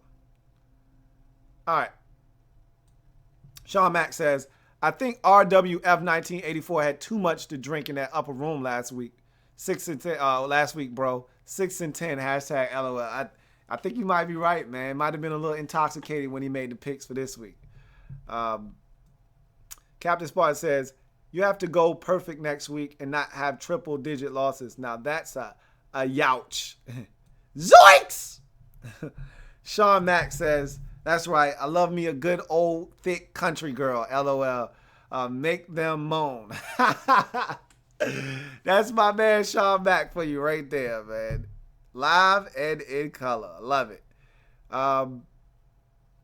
Captain Spartan 04 says, fun captain fact, since being under the Mendoza line in week 10, I've been in the upper room ever since. Sending this before you announced my pick, so don't know if I just jinxed that. No, you didn't make it tonight, Captain. So I think, as a matter of fact, I think you were straddling that Mendoza line 8-8. Eduardo O'Neill says, I'm an OG, been here since week 1 last year, and I didn't make the upper room. Some of the other OGs didn't make it. You weren't the only OG to miss out, but most of the OGs made it upstairs. There were a couple of y'all. Robbie didn't make it upstairs. Carmen, Rana, those are all OGs. And they didn't make it upstairs either. So you and all the rest of those cats didn't make it upstairs. But there was a few. Hawk didn't make it upstairs. He's an OG. A couple of y'all missed out. But at one point, there were nothing but OGs upstairs. But But a couple of cats infiltrated, came upstairs, and they not OGs. So, hell, Jim Hoover was the first time dropping his picks, and he made it upstairs. So, obviously, some other guys made it upstairs as well. Sean Mack says, Vlad, get your ass down there and help RWF start a fire down there, bro. Hashtag hello. Y'all know the routine, man. Grab the sticks. Hope one of y'all was in the Boy Scouts, man. Make a fire down there. Oh, man. Let's see. Blackout Bunny says, off the top of the dome, who's the top prospects coming out this year? Of course, you've got Myles Garrett out of Texas A&M. You've got Jonathan Allen out of Alabama. Then you start talking quarterbacks. Of course, you've got the top three, that being Clemson's Deshaun Watson, Notre Dame's Deshaun Kaiser, and I guess Brad Kaya would be your third quarterback, I guess. None of those guys impress me, though, to be honest with you. Then you have Mike Williams at receiver, among other guys from Clemson. Running back is loaded, as you know. I made a video on that. Tight end is loaded. As you know, I made a video on that. Offensive line, there's a couple of tackles. I mean, we'll get into all of those things, but that's off the top of the dome, you know, in terms of draft prospects. Those are the guys you should be looking for. Most of them on the defensive side of the football. Jabril Peppers, obviously, you know, Heisman finalist. So the Blackout Bunny says, that was one of the moments, the gerbil incident among others, that made me ask about the greatest moment show, LOL. Hashtag too hilarious. Yeah, I figured that was at the top of the list where you said something. The Black L.A.B says, Cutler going to the Jets. That might make Brandon Marshall retire right there if Cutler comes to the Jets. He might be like, hey, man, stop following me, bruh. Damn. Damon Brown says, most of the Bills fans gave up on Tyrod. Some people want Cutler, Romo, Glenn, or want to give up King's ransom to draft. What would you do, or who would you get? Depending on what your system is. If you're running a pro-style offense, I think that's an intriguing name that you brought up there, because I wouldn't want Romo. I don't think this Bills team is on the cusp of winning a chip. You know, if I'm Romo, I want to go somewhere where I think they're on the cusp of doing something with with a veteran team. But the name that you bring up that's very intriguing to me is a guy that I've been saying that needed to be rescued for years out in Tampa. And if he's a free agent this year, and I always thought Tampa would trade him. And they haven't done it. And now he's a free agent. And I think I read a report a week and a half ago that said he's going to command $14 to $17 million on the open market. So if you thought Brock Osweiler killed it last year, Mike Glennon, Tampa Bay Buccaneers backup, might kill it next year. And he's a guy that's just been waiting and waiting for his turn, and he's going to get an opportunity. And I think he could be a guy that you could look out for. You don't give up King's ransom to get a quarterback, because there's not one in this draft that is worth giving up King's ransom for. If I were you, I'd try to get a guy like Mike Glennon. If not, then you try to see what you got in Cardale Jones. Blackout Bunny says, you've made in the lab room the destination spot on Wednesdays. I shut down at work when I get the notification, bro. I'm glad you made this open forum for us. Hashtag keep doing you. Hashtag playoff time. Hey, I appreciate that, man. I appreciate y'all chiming in every week. Like I said, making this program what it has become. Blackbird Blitz says, Happy New Year to you all and the entire Lab Room fam. Looking forward to your offseason content. I think the NFC is wide open. With the exception of the Lions, every team can win. Wow. Shot at the Lions. Pop, pop, shots fired. But I agree with you. I think the NFC is wide open. Eagle Speed is a fact says, I'm an OG, been here ever since the Falcons versus Panthers game in 2014 when they ended our season. Hey, look, man, when I said OGs, I wasn't looking to exclude anybody. I was just telling y'all that it was OGs upstairs. So if you didn't make it upstairs, that doesn't mean you weren't an OG. I'm just saying all the guys at the time were OGs. So it's cool, though. I'm glad if you've been here for a while, I'm glad you've been here for a while, man. And I'm glad you keep coming back.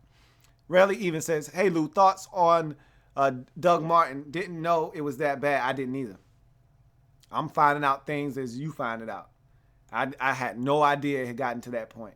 I knew something was fishy. I could smell it, but I had no idea it was this bad either.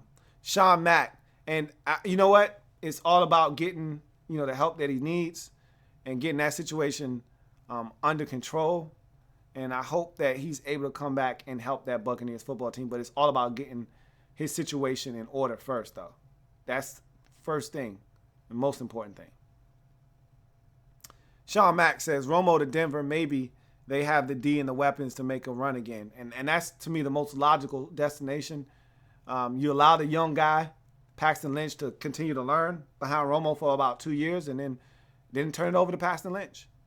Andre Mogul says, starting to watch your channel when you did the draft pros and breakdowns. Are you still doing the draft party pool contest this offseason? I will do that. As a matter of fact, that takes me to my announcements. So next year, this program will change slightly. It won't be as long. The Rookie Wall will be going back to its original home on my podcast. The podcast is returning next year. My website is returning next year, revamped, new, and it's going to be top of the line. I'm relaunching my entire brand, essentially, and it's going to be a serious makeover. This is still going to be my flagship program, but it's going to be a lot shorter than it is now. Every week or so, this is 2 hours and 30 minutes to 3 hours. I'm looking to cut it down to about an hour, hopefully. Cut out all of the stuff that I don't need, trim off the fat, get it down a little bit. But the biggest thing that I'll be doing next year that's different, and I want you guys to get into this if you can. Not everybody's going to be able to. I'm doing what I'm calling the Louie Tee Network Ultimate Football Pool next year. Now, there's only going to be 32 slots available, $25 per slot. So save your money up now if you need to. But it's a year-long pool. It's a season. And I'm going to come with the details later on. I'm going to do a video, explain everything to you guys. And I'm going to do it well in advance so that you can know if you want to participate and you can sign up and send your money early. But it's going to be a huge pool all season long. It's a season, and it's going to work like the NFL season. And like I said, I'll explain the particulars. But the winner is going to get a championship belt, and you're going to get a lump sum of money from the pool, obviously. So you'll know how much the pool is, and you'll get a championship strap. Hopefully I win it, because I want to be able to come up here and say, doom, doom, doom, boom, doom. The champ is here. Doom, doom, doom, boom, doom. The champ is here. Doom, doom, doom, boom, doom. The champ is here. Doom, doom, doom, boom, doom. The champ is here. I want to say that. Every time the Redskins win a division, when I come to my dad's house, he's a Cowboys fan, I always open the door and I say, the champ is here. The champ is here. The champ is here. Y'all know that. If y'all watch my videos when the Redskins win a division, what am I always screaming? So, I want to get the strap. I want to have a goal that says I'm the champ, and I would like to get that nice piece of change that's also going to come along with it. And I also want y'all to know that I'm the best. The best there ever was, the best there is, the best there was, the best there ever will be at making these picks. So you get your chance to prove that next year in the Louie Tee Network Ultimate Football Pool. Will I be doing the picks on the side? I might have a separate pool for like a free one that you can get into, which I probably will do that as well for those of you who can't afford or don't want to be in one that requires money. But all this stuff will be run through my website. So a lot of changes to the network. It's going to be great. Like I said, I'm expanding. I'm looking to make this not a hobby, not something I do on the side, not a second job, but my main job, my main source of income. And I'm stepping up to the plate next year. Everything is going to be top notch. I'm looking to upgrade everything from microphones to cameras to lighting, you name it. I'm trying to do it up big. And again, it's a process. So as I work out the kinks, I ask that you guys work with me, obviously, which you've been rocking with me for this long. So I fully expect you guys to continue to support me as I try to take that next step and really turn this thing into a big endeavor. I know everybody's always been rooting for me and always been like, man, you need more subscribers. Well, I'm ready to take it to that next level to try to bring the masses on board. And like I said, when I get where I'm going, because I'm going to get there eventually, I'll always remember the ones that were there with me before, this thing takes off, because it's about to take off, man. I'm just waiting on my spaceship. So it's going to be fun, man. I cannot wait for that ultimate football pool.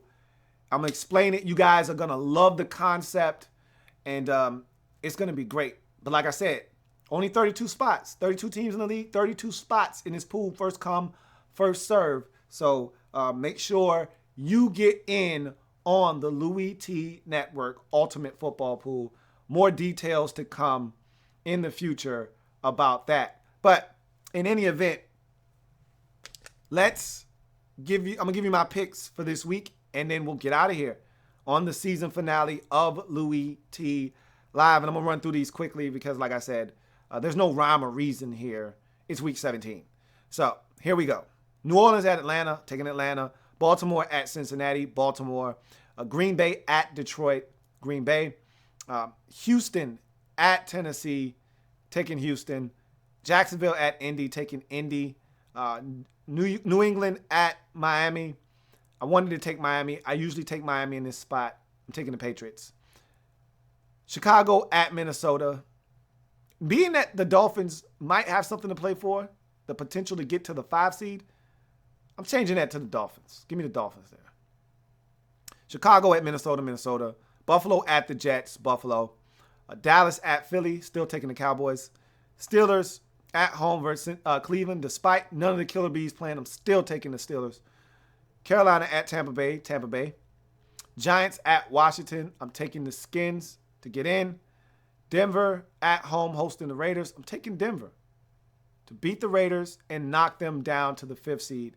Why? Because I have the Chiefs beating San Diego in week 17 as well. Arizona at L.A. taking Arizona. And Seattle beating the 49ers in San Francisco. So, of course, the big Sunday night tilt, Green Bay at Detroit. I'm riding with A-Rod.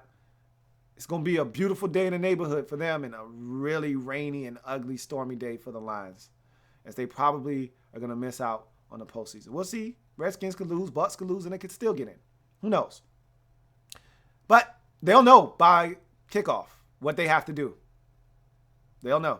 So, in any event, my man Reese says, I want Christian McCaffrey, Lou. Started watching him recently. He plays hard. He does. Had a lot of touches at Stanford. Damon Brown says, I want Jim Schwartz as head coach. You guys should have never let him go. I remember, that reminds me of in Washington when we had Greg Williams as our defensive coordinator. We loved Greg Williams. He was the man. And we just all assumed he'd be the guy to take over as head coach once Joe Gibbs left. Gibbs leaves, and something happens with Williams and owner Daniel Snyder, and we end up with Jim Zorn. What was his name? Jim Zorn. You know how that went. Jaleel says, Romo doesn't want to get destroyed by Mac, Bosa, and Justin Houston twice a year. No, he doesn't. But he wants to play. So we'll see what happens. Black Al Bundy says, give me your speech to your players that definitely you like the Vikings DBs that did Zimmer.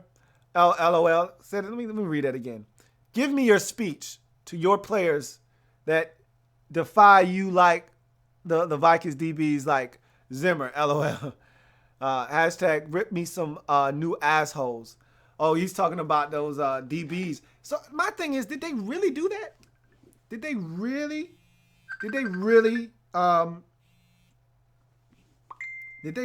do that? Like, I can't fathom them disobeying Zim and not doing it. Like, I just don't buy that. It's hard for me to believe. In any event, that's crazy. Sean Mack says, I'm in, bro. You know that. Good to hear. And there'll be more details to come. Will Ford says, I'm going to be that great value champ. We're going to see. He said, Lou, remember that last year's draft party? What a blast. And I will be doing another draft party this year. So you guys stay tuned for that. But that's all the time I have for you tonight, man. It's been a hell of a season. Year one of Louie Tee Live was a great success. Looking forward to making it an even bigger entity next season.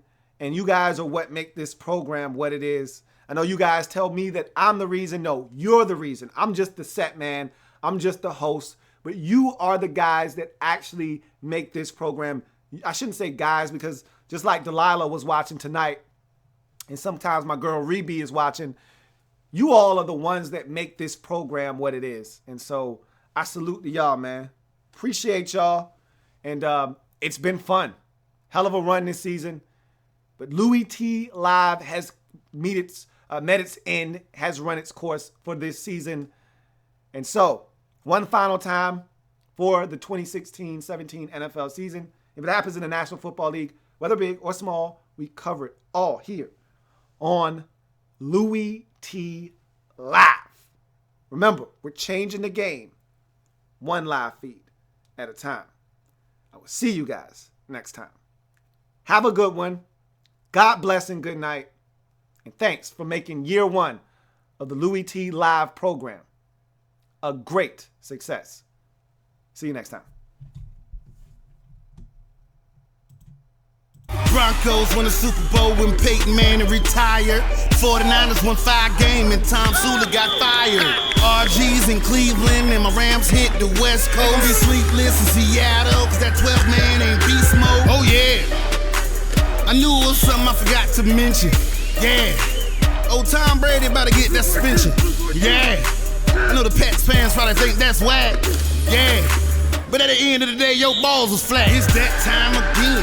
It's that time again to go hard in the offseason, cause we trying to win. We gon' go